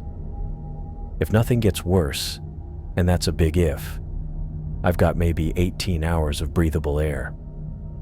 18 hours, Margaret repeated. The earliest we could attempt a rescue would be 24, assuming the storm passes as predicted. The math wasn't complicated. 6 hours short, if everything went perfectly, which it wouldn't. The radio went quiet for several long moments. I knew what they were doing, calculating options, running scenarios, trying to find a solution that didn't end with me dead at the bottom of the ocean. Dan broke the silence. "What about the dredging equipment?" "What about it?" I asked, glancing at the industrial vacuum system we used to clear sediment. It's got a powerful motor, reversible flow, strong enough to move a lot of water and silt. His voice had that tone it got when he was working through a problem. Could you modify it? Turn it into some kind of deterrent? I walked over to the dredge system, examining it with new eyes. You're thinking I could use it as a weapon? Or at least something to keep that thing at a distance, Dan said. Buy some time. I ran my hand along the smooth housing of the dredge. Maybe. I'd need to reconfigure the intake, boost the outflow pressure. My mind was already racing through the modifications. It wouldn't kill it, but might startle it enough to back off. It's worth trying, Margaret said. We're working on other options from up here, but she didn't need to finish. Another impact rocked the cage, lighter this time, but still concerning. I grabbed the workbench to steady myself. Taylor, you okay? Margaret's voice, tight with worry. Still here. It's testing different points of the cage now. I moved back to the viewport in time to see the creature's massive tail disappearing into the murk. I think it's getting smarter. We're setting up a video call with Nova, Margaret said. She's been researching based on your description and the footage. Give us 5 minutes to establish the link. I nodded, though they couldn't see it. I'll be here. Not exactly going anywhere. While waiting, I took a more thorough inventory of the cage's condition. The 3 leak points were concerning, but not immediately catastrophic. I grabbed a toolkit and some emergency sealing compound, applying it to the worst of the leaks. It wouldn't hold forever, but it might buy me some time. I checked the oxygen systems next, confirming my earlier estimate. 18 hours if the leaks didn't worsen, less if they did. The monitor flickered to life, showing a split screen with Nova's face on one side and Margaret's on the other. Nova looked exhausted, her hair pulled back messily, eyes intense. Taylor, I've been analyzing everything we have on this creature, she said without preamble. Based on your description and the brief footage we captured, I'm more convinced than ever that we're dealing with a Dacosaurus, or something very similar. A prehistoric marine reptile that's supposedly been extinct for 150 million years, I said. Yes, but here's what I think happened. Nova held up a tablet showing diagrams.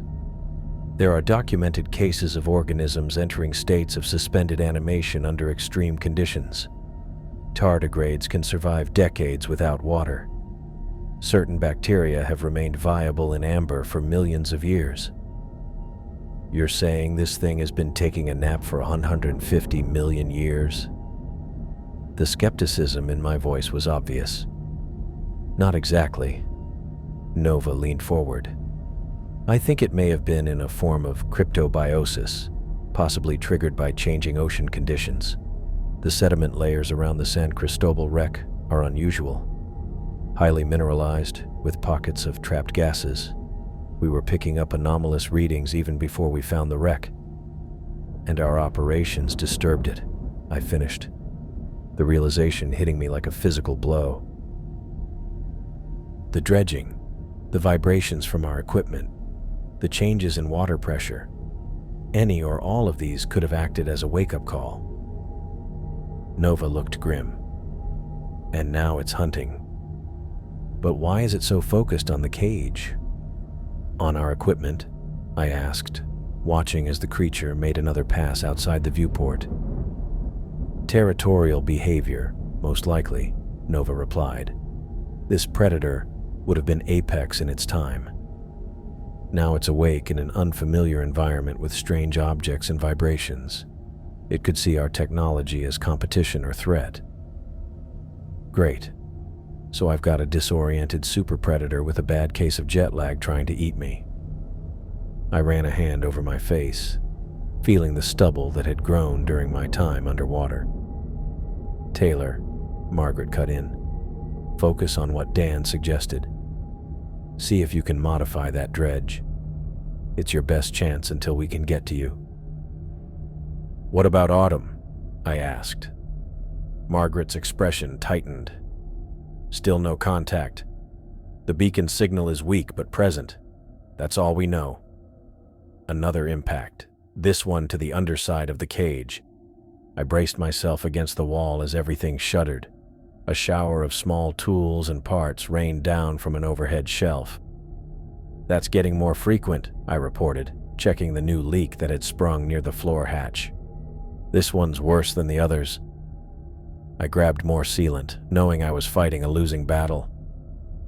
We'll check in hourly, Margaret said. Sooner if anything changes up here. And I'll keep researching, Nova added, looking for any weaknesses or behavioral patterns that might help. I nodded. I'll get to work on the dredge. As the video call ended, the emergency lights in the cage flickered momentarily before stabilizing at a dimmer setting. Power conservation mode had kicked in automatically, sensing the increased strain on the systems. Above me, I knew night was falling on the ocean's surface while the storm raged. Down here, it was always night, just different shades of darkness. I pulled the dredging equipment from its mounting, clearing space on the workbench. The system was designed to vacuum sediment through a flexible tube, filter it for artifacts, and expel the water and smaller particles back into the ocean.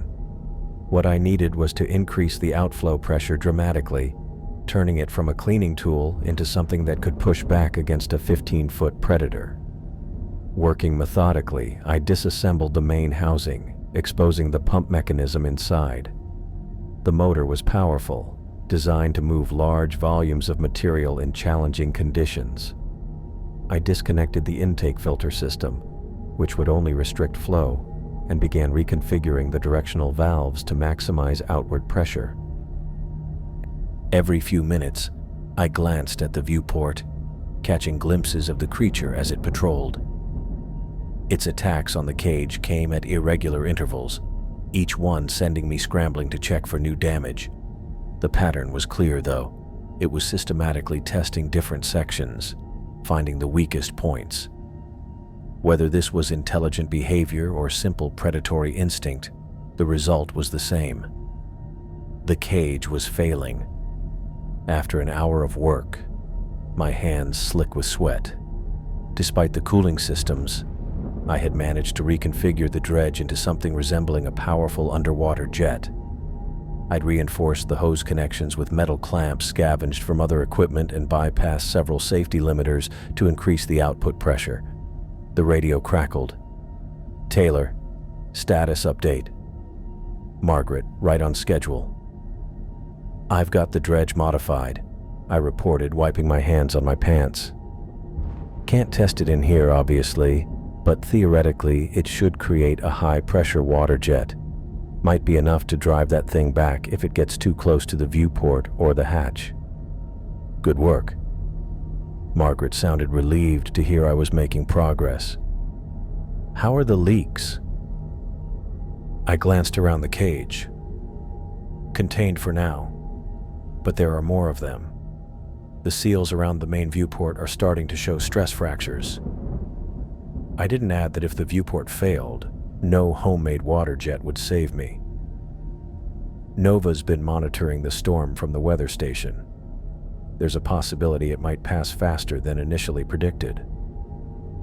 How much faster? I asked, trying to keep the desperate hope out of my voice. Maybe shaving a few hours off the back end. Still looking at 20 hours minimum before we could launch a rescue submersible. 20 hours versus 18 hours of air. The margin was razor thin, and that assumed the cage would hold structurally for that long.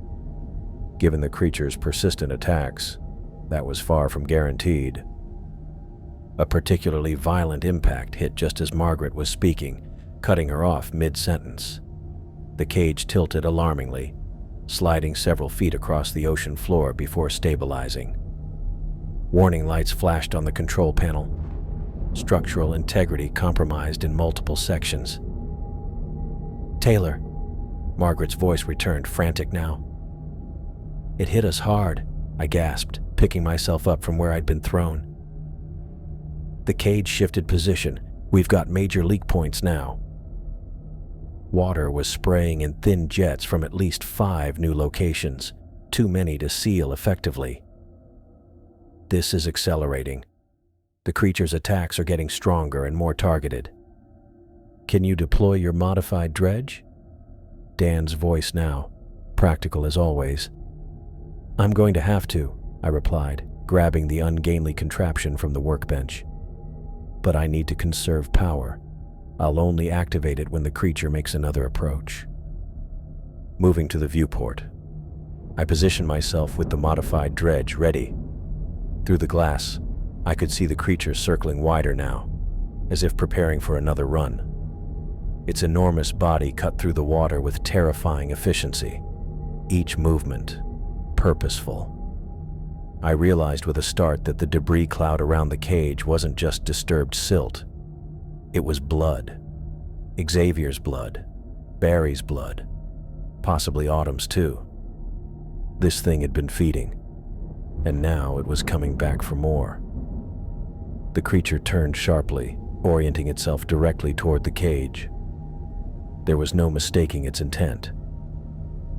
Here it comes, I said into the comm, bracing the dredge against my shoulder, finger hovering over the activation switch. The Dacosaurus accelerated, its massive body torpedoing through the water. I waited, counting down the seconds, wanting it close enough that the jet would have maximum impact. Taylor, what's happening? Margaret's voice, distant against the rushing of blood in my ears. Wait for it, I muttered, more to myself than to her. The creature was 30 feet away, 20, 10. I hit the switch. The dredge roared to life in my hands, the powerful jet of water shooting out through the viewport's exterior port, the same one we used to clear silt during operations. The force of it nearly knocked me backward, but I held firm, aiming directly at the approaching predator. The jet hit the creature square in its snout. The effect was immediate. It veered off course, thrashing in obvious distress. Whether from pain or surprise, I couldn't tell, but it retreated into the murky distance. It worked, I exclaimed, relief washing through me. It didn't like that at all. Good job, Margaret said, and I could hear the similar relief in her voice. But be conservative with the power. We don't know how long you'll need to hold it off. I powered down the dredge, saving battery for the next encounter. Yeah, and it might adapt, learn to avoid the jet. As the adrenaline ebbed, I became more aware of the water pooling at my feet. Despite my best efforts with the sealant, the cage was taking on water steadily now. I checked the oxygen levels again. The estimate had dropped to 16 hours with the increased stresses on the system. Margaret, my air supply is decreasing faster than expected, I reported, trying to keep my voice steady. Down to 16 hours now, and that's assuming the cage doesn't flood first. The silence on the other end told me they were digesting this new information, recalculating the odds that were already stacked against me. We're pushing everything we've got to get to you sooner, she finally said. The moment there's a window in this storm, we'll launch. I nodded, not trusting myself to speak. My life had become a brutal equation of time, oxygen, structural integrity, and a prehistoric predator's persistence. The variables were all trending in the wrong direction. Through the viewport, I could see the creature circling again, keeping a more cautious distance now. It had learned something from our first encounter. So had I. This wasn't just about surviving until rescue came. It was about outlasting an opponent that had perfected the art of hunting over millions of years of evolution. I set the dredge down carefully, keeping it within easy reach, and turned to assess the growing puddle of seawater on the floor of the cage. The water was ice cold against my boots, a constant reminder of what waited outside these failing metal walls. I placed the wrench between my teeth and used both hands to uncouple the primary intake valve. My work light cast deep shadows across the guts of the dredge system, making each component look alien and unfamiliar. 3 hours into the modifications, and my hands were already cramping from the cold and exertion. "You need to be careful with the pressure regulator," Dan's voice crackled through the comms.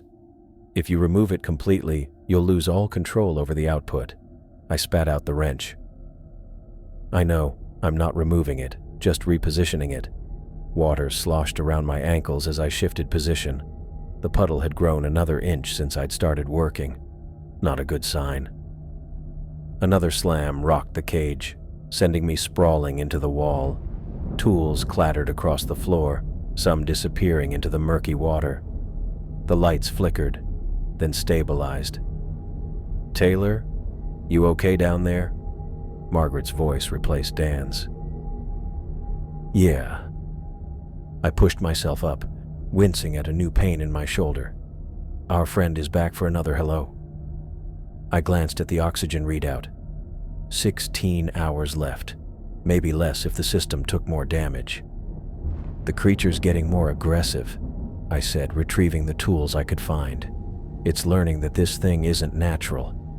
Probably thinks I'm inside its territory." "Just focus on the modifications," Margaret replied. "Dan thinks your idea might work, but you need to finish before." The radio cut out as another impact hit, harder than before. A new crack appeared along the viewport, thin but unmistakable. Water began seeping through, adding to the growing puddle at my feet. When the comms returned, I heard arguing in the background. "What's going on up there?" I asked, grabbing emergency sealant from the wall locker. Margaret's voice came back, tight with tension. "Lincoln's prepping the second submersible." "In this storm?" I applied the sealant to the viewport crack, watching as it solidified on contact with the water. "That's what I've been telling him," she said. "Waves are topping 15 feet. We've had to secure everything on deck, but he insists he can reach you." I couldn't help feeling a rush of hope, quickly tempered by reality. "The sub can't make it down in these conditions." "That's what I said, but he—" "Hold on." I heard muffled voices, then Margaret returned. "Dan needs to talk you through the next steps." The radio clicked as Dan came on. "Taylor, you need to disconnect the secondary pump assembly first. There should be 3 bolts holding it in place." I located the assembly and began loosening the bolts. "Got it. Then what?" "You'll need to reverse the impeller direction. It's designed to suck in, but we want it to push out with maximum force."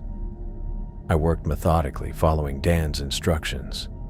The dredge was meant to remove sediment from the ocean floor, pulling it through a filter system. We were converting it into what amounted to an underwater pressure washer, a makeshift weapon that might drive the creature away, or at least keep it at bay. The metal beneath my hands vibrated as the creature circled the cage. I could feel its presence even when I couldn't see it. A change in water pressure, a shadow passing the viewport, the creaking of the cage's frame as currents shifted around a massive body. "Once you've reversed the impeller," Dan continued, "you'll need to bypass the sediment filter. That'll increase your PSI output significantly." I followed his guidance, working through each step. My fingers were numb, making precision work difficult. The water level had risen to mid-calf, and I had to keep moving tools to higher ground. "How's it looking?" Dan asked, after I'd been silent for several minutes. "Getting there, but I'm not sure how effective this will be against something that size." "It's not about killing it," Dan said. "Just deterring it long enough for—" Another impact cut him off. This one sent me tumbling across the cage. My head struck something hard, and for a moment stars burst across my vision. The creature was getting smarter with its attacks, hitting the same weak points repeatedly. When I could focus again, I crawled back to the dredge. blood trickled down my temple, but I didn't have time to worry about it. The comms were silent, either damaged or temporarily out of range. I worked in silence, connecting wires and rerouting pressure valves. Without Dan's guidance, I had to rely on my own knowledge of the equipment, which was decent, but not expert level.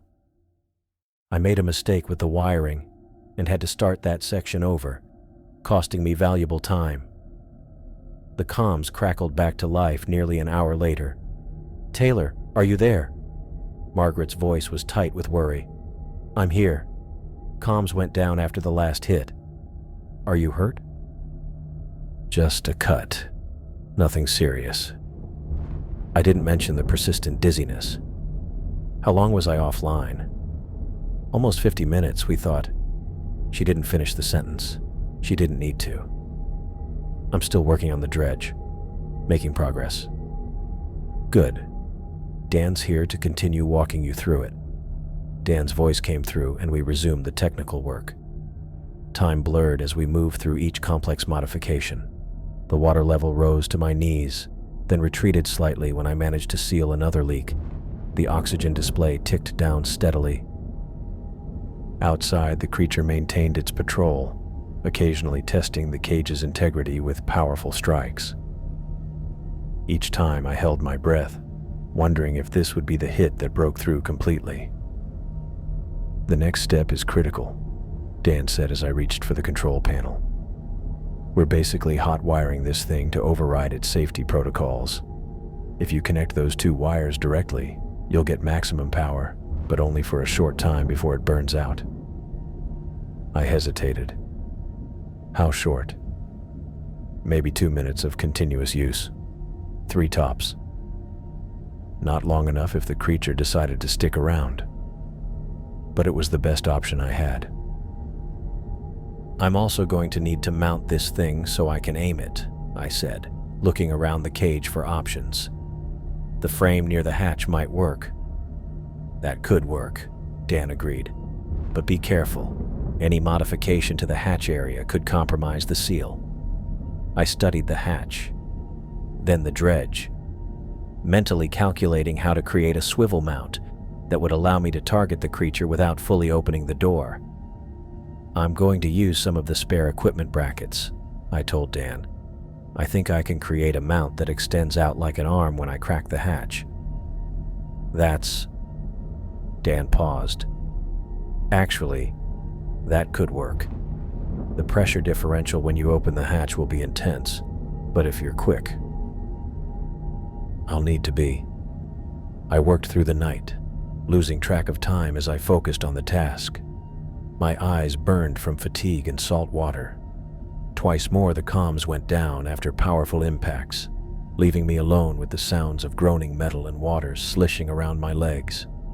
During one of these silent periods, I pressed my face to the viewport, trying to catch a glimpse of my attacker. All I saw was murky water and the occasional shift in current that suggested something massive was moving just beyond my field of vision. When the comms returned, Margaret informed me that 8 hours had passed since I'd entered the cage. "Lincoln's still insisting on the rescue attempt," she said. "The storm has peaked, but it's not getting any better. I've ordered him to stand down, but he's not listening." I finished for her. "No. He says he's modified the sub's ballast system to handle the wave action. He's planning to launch in 2 hours." I thought about Lincoln.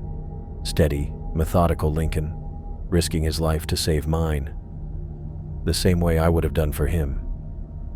"Tell him not to be an idiot," I said, though I knew it wouldn't make a difference. "I've tried. So has everyone else." I resumed work on the dredge mount, trying not to think about Lincoln battling 15-foot waves in a submersible designed for calm water deployment. If he managed to reach the cage, he'd still have to deal with the creature. The night dragged on. I finished the modifications to the dredge and began testing the mount. The arm I'd created was crude, but functional, capable of extending about 8 feet from the cage when the hatch was partially open. Not ideal, but it might work. As dawn approached, according to my watch, since there was no natural light at this depth, the cage gave a particularly alarming groan. New leaks appeared from stress points I couldn't reach. The water level rose again, now above my knees. "Taylor, we've got a problem," Margaret said, her voice crackling through increasing static. "Just one?" I couldn't help the sarcasm. "Lincoln launched 10 minutes ago. Against orders." My stomach dropped. "In this storm?" "Yes, and we've lost contact with him. The sub's comms went dead almost immediately after submersion." I closed my eyes, leaning against the wall. "How long until he reaches me? Assuming he's still..." I couldn't finish the sentence. "Based on his descent rate and last known position, he could be near you in 30 minutes. But Taylor..." She paused. "We don't know if he's still on course, or if the sub is intact." Another hit rocked the cage, and I stumbled sideways. This time, something gave way with a sharp crack. Water began pouring in through a new rupture near the floor. "The cage just took major damage," I reported, scanning for something to block the breach. "I've got water coming in fast. Can you seal it?" "I'm trying." I shoved the equipment case against the breach, slowing the flow, but not stopping it. But this place wasn't designed to withstand repeated attacks from a prehistoric sea monster. I checked the oxygen display. 10 hours remaining, but that assumed the cage maintained its current integrity.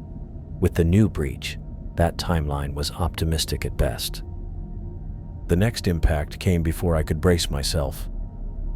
I slammed into the control panel, pain flaring across my ribs. The viewport directly in front of me filled with movement, a massive shape moving with terrible purpose.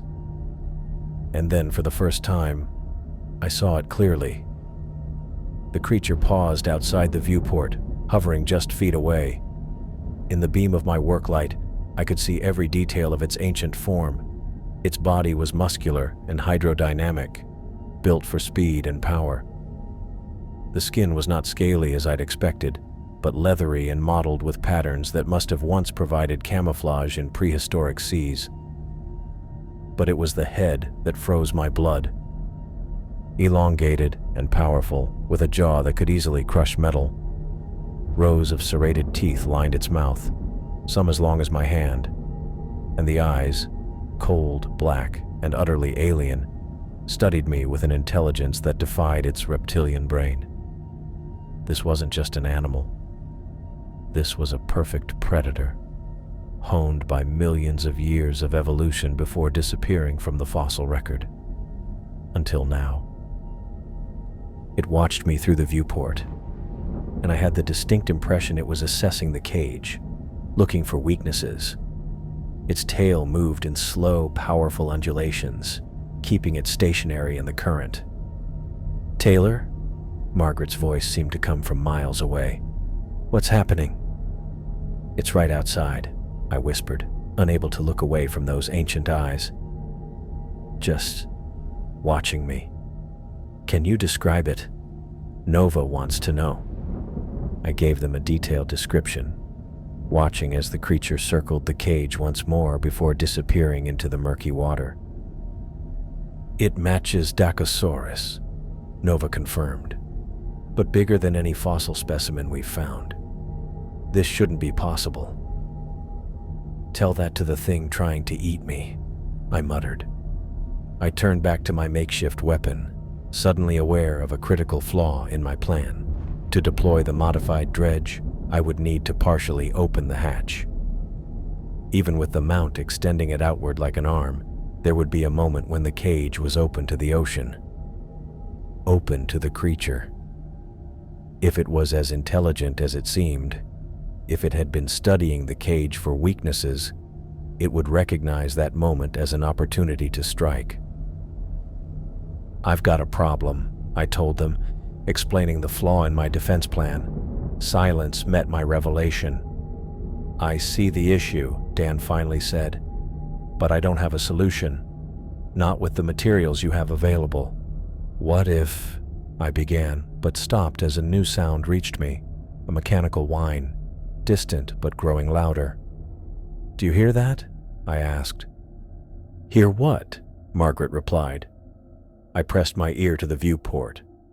The sound was getting closer, the unmistakable hum of propellers cutting through water. "I think it's Lincoln," I said. "I can hear a submersible approaching." Hope and dread twisted together in my stomach. If Lincoln had made it this far, he still had to contend with the creature. "We haven't re-established contact with him," Margaret said, "but our sonar shows something approaching your position." I grabbed the modified dredge, checking its connections one last time. If Lincoln reached the cage, I'd need to be ready to provide cover. "There's something else," Dan said, his voice tense. "The storm shifted direction. It's driving directly over your position now. If Lincoln manages to reach you, the return journey will be even more dangerous." I stared at the hatch, then at my jury-rigged weapon. The flaw in my plan now seemed glaringly obvious. To help Lincoln, to defend myself, I would need to crack open the cage. And the moment I did, I would be giving the creature exactly what it wanted, a way in. "Taylor," Margaret said, her voice cutting through my thoughts. "Whatever you're planning, be careful." The mechanical sound grew louder. Through the viewport, I caught a flash of light, a submersible's beam cutting through the darkness. Lincoln was almost here, and somewhere in the murky water, watching and waiting, was an ancient predator that had already taken 2 of my team. I gripped the dredge controls, water swirling around my legs, and prepared to make my move. The irony wasn't lost on me. To escape, I might have to invite death in first. Margaret's voice came through the comms, distorted and breaking up. I'd never heard her sound like that before. "Taylor, we've lost contact with Lincoln's submersible." The signal cut in and out, her words fragmenting between bursts of static. "Repeat that, Margaret," I said, my throat tight. "I didn't catch it." A long pause filled with white noise, then, "Lincoln's sub is gone, Taylor. The storm, it's worse than predicted. The sub disappeared from sonar 3 minutes ago." The water sloshed around my knees as I processed what she'd said. Our last rescue option had just vanished. "What do you mean, gone?" I asked, already knowing the answer. "A rogue wave hit us hard. We think it may have pushed the sub into a deep trench, or—" She paused. "Taylor, we have to assume the worst." My stomach dropped. Lincoln had risked everything to come for me, and now he was— "How long until the next rescue attempt?" I asked, my voice steadier than I felt. Dan cut in. "Taylor, there won't be another attempt until this storm passes. The seas are too dangerous." I pressed my palm against the curved wall of the cage, feeling its subtle flexing under the water pressure. "How long do I have?" I moved to the environmental panel and checked the readout. The answer was there in glowing numbers, more alarming than when I'd last looked. The rising water had accelerated the oxygen consumption. "Less than 6 hours," I said before Margaret could answer. "The scrubbers are working harder with the increased humidity." "We're monitoring," Margaret said. "If we detect any change in the storm's trajectory—" A loud cracking sound interrupted her. A new leak had opened along the floor seam, water spraying in with force. I stumbled back, nearly losing my balance in the rising water. "Taylor? What happened?" Margaret asked. "Another leak," I said, scanning the cage for the emergency sealant I'd used earlier. "I've got at least 3 active breaches now." I waded through knee-deep water to retrieve the last tube of sealant from where I'd left it. The cold was getting to me now, my legs numb from standing in the frigid seawater. "The structural integrity is compromised," Dan said. "Those welds weren't designed to withstand repeated impacts." As if hearing his words, something slammed into the cage again. I grabbed onto a support beam to keep from falling. Outside the viewport, a massive shadow passed, faster than before, more deliberate in its movements. "It's getting smarter," I said, watching the creature circle back around. "Each hit is focused on the same spots now. It's learning where the cage is weakest." Nova's voice joined the conversation. "That tracks with what we know about predator intelligence. It's testing for vulnerabilities." I applied sealant to the new leak, but the water pressure made it difficult. The compound wouldn't adhere properly with so much water already pushing through. "The sealant isn't holding," I reported, trying again. "This leak's too big." Another slam rocked the cage, this one harder than the last. I heard metal groan in protest as the entire structure shifted slightly on its foundation.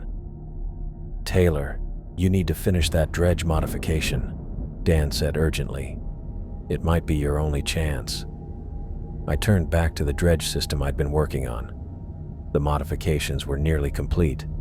I'd reversed the impeller, bypassed the filters, and rerouted the pressure valves as Dan had instructed. What remained was to create a secure mounting point near the outer hatch so I could extend it outside the cage. "I'm almost done," I said, gathering the last components I needed. "But I'll need to open the outer hatch partially to deploy it." "That's a huge risk," Margaret said. "The moment that hatch opens—" "I know," I cut her off, "but staying put isn't an option anymore." The water had risen to mid-thigh now, making movement slow and difficult. My hands shook from the cold as I finished connecting the power relay to the dredge motor. I tested the system, and the modified dredge hummed to life, vibrating with unexpected power. The nozzle I'd fashioned would create a concentrated jet of water, not enough to kill the creature, but hopefully enough to drive it away long enough for me to make my next move. "How's it looking?" Dan asked. "It works," I said, shutting it down to conserve battery. "But I need to get it mounted by the hatch." I waded through the rising water, carrying the modified dredge to the outer hatch. Using the remaining tools, I secured it to a mounting bracket I'd fashioned from spare parts. The positioning was crucial. It needed to be angled correctly to hit the creature when it approached. "What's your plan exactly?" Margaret asked. I took a deep breath. "I'm going to use the dredge to create vibrations in the water. Based on what we've seen, that should draw the creature in. When it gets close enough, I'll hit it with the full force of the jet." "And then what?" Margaret pressed. I hesitated. "I haven't figured that part out yet." The truth was, I had very few options. The cage was failing. My oxygen was running low, and the creature wasn't going to stop until it got what it wanted. A series of updates came through about the storm. It was beginning to weaken, the pressure system moving faster than anticipated, but not fast enough to matter for me. The earliest window for rescue would be 8 hours, Margaret said, her voice tight. Even if we launched the moment the seas were manageable. "That's 2 hours too late," I said, looking at the oxygen readout again. 5 hours and 37 minutes left. I finished mounting the dredge system and stepped back to check my work. The setup was crude, but functional. A mechanical arm that could extend through the partially opened hatch, with the ability to both suck in and forcefully expel water. "Dan, talk me through the power settings," I said. "How much output can this thing handle?" Dan walked me through the technical specifications, explaining how to maximize the water pressure without burning out the motor. As he spoke, I noticed the creature had changed its pattern. It was swimming in tighter circles now, each pass bringing it closer to the cage. "It's getting bolder," I said, interrupting Dan, moving faster, closer. The next impact came without warning. A direct hit to the viewport, powerful enough to create a spiderweb of cracks across the thick glass. Water immediately began to spray through the fractures, adding to the rapidly rising level inside. "Taylor!" Margaret shouted as alarms blared in the background. "Status report!" I stumbled away from the cracked viewport, heart pounding. The viewport's compromised. Water's coming in fast now. The creature made another pass, visible through the damaged viewport. Its massive body twisted with surprising grace as it circled back for another strike. I caught a clearer glimpse of it this time. The prehistoric shape unmistakable, with jaws large enough to snap a person in half. Another hit, this one to the side of the cage. The metal walls buckled inward slightly, and a major seam split open along the floor. Water gushed in like a broken dam, quickly raising the level to my waist. "Taylor, your oxygen levels are dropping faster now," Dan warned. "The rising water is displacing the air pocket."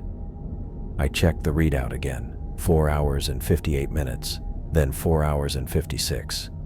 The numbers were decreasing in real time as the situation worsened. "I'm running out of time," I said. "I need to try the dredge now." The comms went silent for a moment. Then Margaret's voice calmed despite everything. "Do what you need to do, Taylor. We're not giving up on you." I made my way to the hatch controls, fighting against the rising water. The temperature was dropping my core body heat, making my movements sluggish. I knew hypothermia would become a real threat soon if the water continued to rise. "I'm going to activate the dredge now," I told them. "It'll create vibrations that should attract the creature." "Like a dinner bell," Nova said quietly. "That's what I'm counting on," I replied, reaching for the power switch. The dredge hummed to life, its motor straining against the pressure. I adjusted the settings as Dan had instructed, maximizing the output. The vibrations traveled through the cage and out into the water beyond, creating a distinctive pattern that carried through the ocean depths. Through the damaged viewport, I watched and waited. It took less than 30 seconds. The creature responded exactly as I'd hoped, appearing suddenly from the murky distance. It circled once, twice, then approached the cage with clear intent. "It's coming," I said into the comms, moving faster than before. "Get ready," Dan said. "You'll only get one shot at this." I positioned myself at the outer hatch controls, my hand hovering over the release mechanism. The timing would be critical. Open too soon, and the rush of water might overwhelm me before I could implement my plan. Too late, and the creature might damage the cage beyond any hope of survival. Another powerful impact shook the cage. This one was different, more calculated, focused on the already damaged viewport. The cracks expanded and water began pouring in with alarming force. "Taylor!" Margaret's voice was almost lost in the sound of rushing water. "Your oxygen level is dropping rapidly!" The water was now at my chest, and rising fast. I knew I had minutes, not hours. "I need to do this now," I said, more to myself than to them.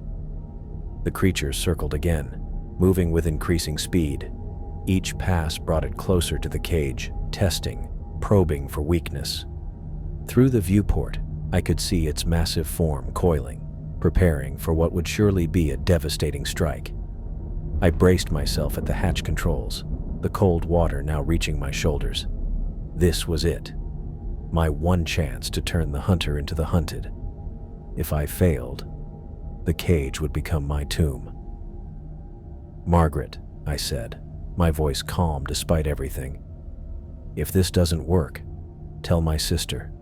Tell her yourself when you get back." Margaret cut me off. Focus, Taylor. The creature disappeared from view briefly, then reappeared, charging directly at the cage. I knew this was the moment. I positioned my hand on the hatch release, ready to execute my desperate plan as the prehistoric predator closed in for the kill. I knew my plan would either work, or it would kill me faster. My fingers moved over the hatch controls, finding the emergency release. I had to be careful. Open it just enough to push the dredge nozzle through, not wide enough to let the creature in. The comms buzzed with Margaret's voice, but I couldn't make out what she was saying anymore. It didn't matter. No one could help me now. "I'm opening the outer hatch," I told whoever might be listening. "Here goes everything." I twisted the release mechanism and pulled the lever halfway. The hatch groaned, and water immediately burst through the partial opening, slamming into my chest. The pressure nearly knocked me off my feet as I fought to stay at the controls. Cold ocean water rushed around my torso now, rising fast. I forced my arm through the gap, pushing the modified dredge nozzle past the edge of the hatch. The water was up to my collarbone already. The cage was filling faster than I'd expected. Every second with that hatch open meant less time before I drowned. "Dredge is in position," I gasped, spitting out salt water. "Now I just need our friend to take the bait." Through the viewport, I could see only murky darkness. I strained my eyes, searching for any sign of movement. The water pressure made the viewport creak and groan. I wondered if the creature had given up. Maybe it had found easier prey elsewhere. The thought gave me no comfort. I needed it to come back now that I was ready for it. My legs were numb from the cold water. I stamped my feet, trying to keep the blood flowing. I tapped the edge of the viewport. "Come on. Where are you?"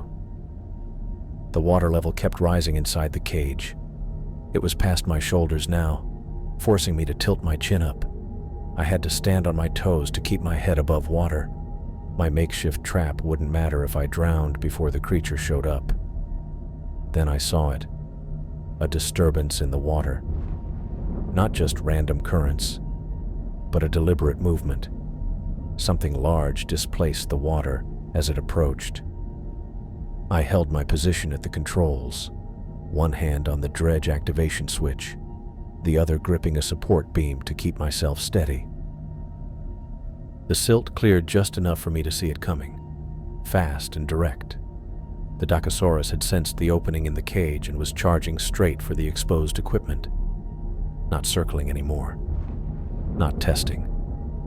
Coming in for the kill. "There you are," I whispered. As it got closer, I saw it clearly for the first time. My breath caught in my throat. Textbook illustrations and Nova's digital reconstructions hadn't prepared me for the reality of this thing. Its body was massive, at least 20 feet of prehistoric muscle and cartilage. The head was enormous, disproportionate to its body. Not like a shark, not like anything alive today. This was an ancient nightmare come to life. Its skin wasn't smooth but rough and mottled, with patches that might have been scars or natural markings. But it was the eyes that held me, cold, black, and somehow knowing. They weren't the mindless eyes of a shark. They held purpose. They held hunger. I'd seen enough predators while diving to recognize intelligence when I saw it.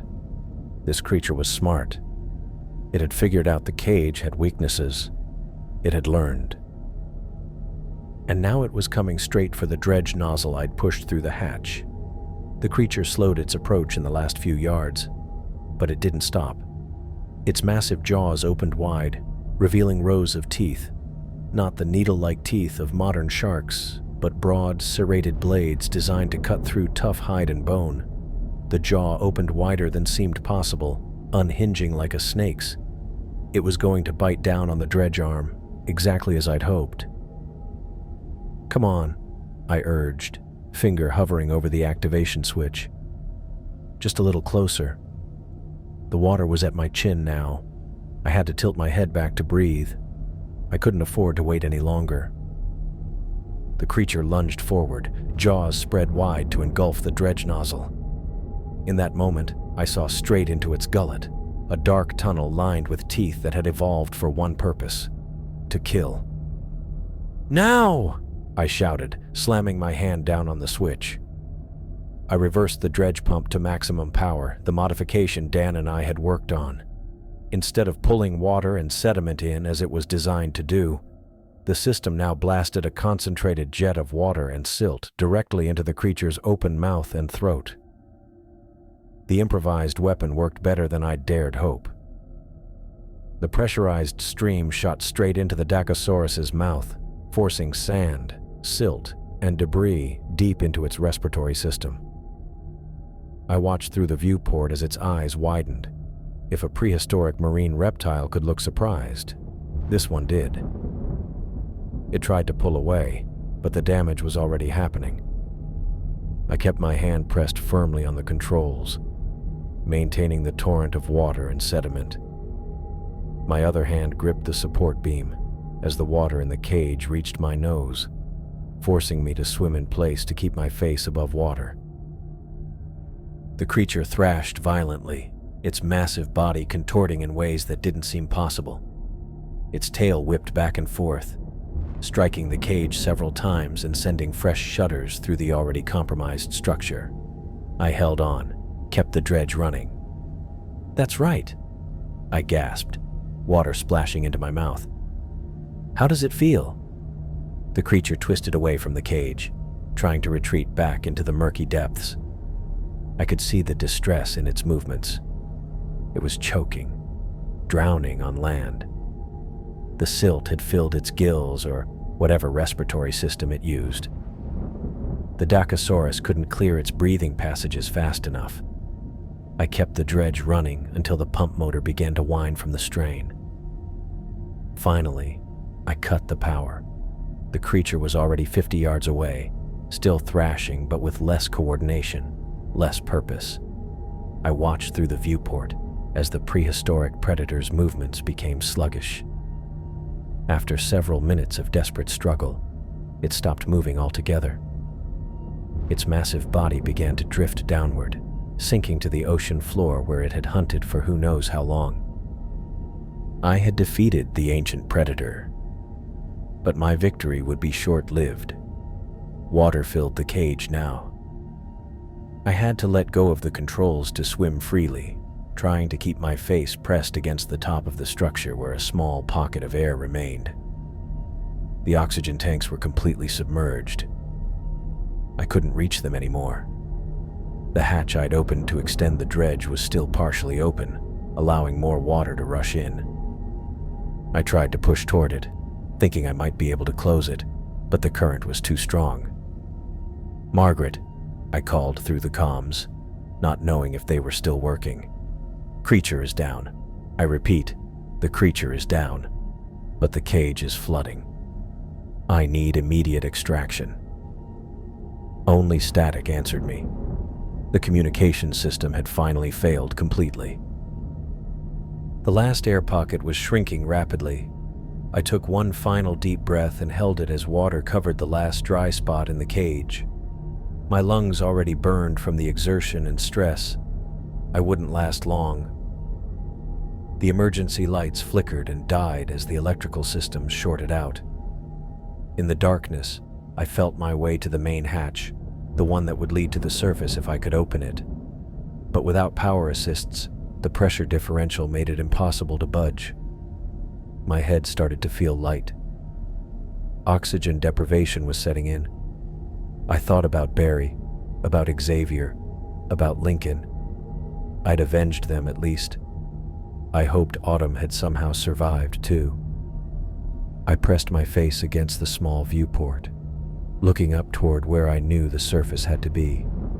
Too far to swim, even if I could get out. The bends would kill me before I made it halfway. My lungs screamed for air. Spots danced in my vision. I thought about Margaret, my sister. I'd told her I could handle this. I'd insisted on taking this job despite her concerns, and now I was going to die at the bottom of the ocean, just as she'd feared. Ironically, the same water that was killing me had saved me from the creature.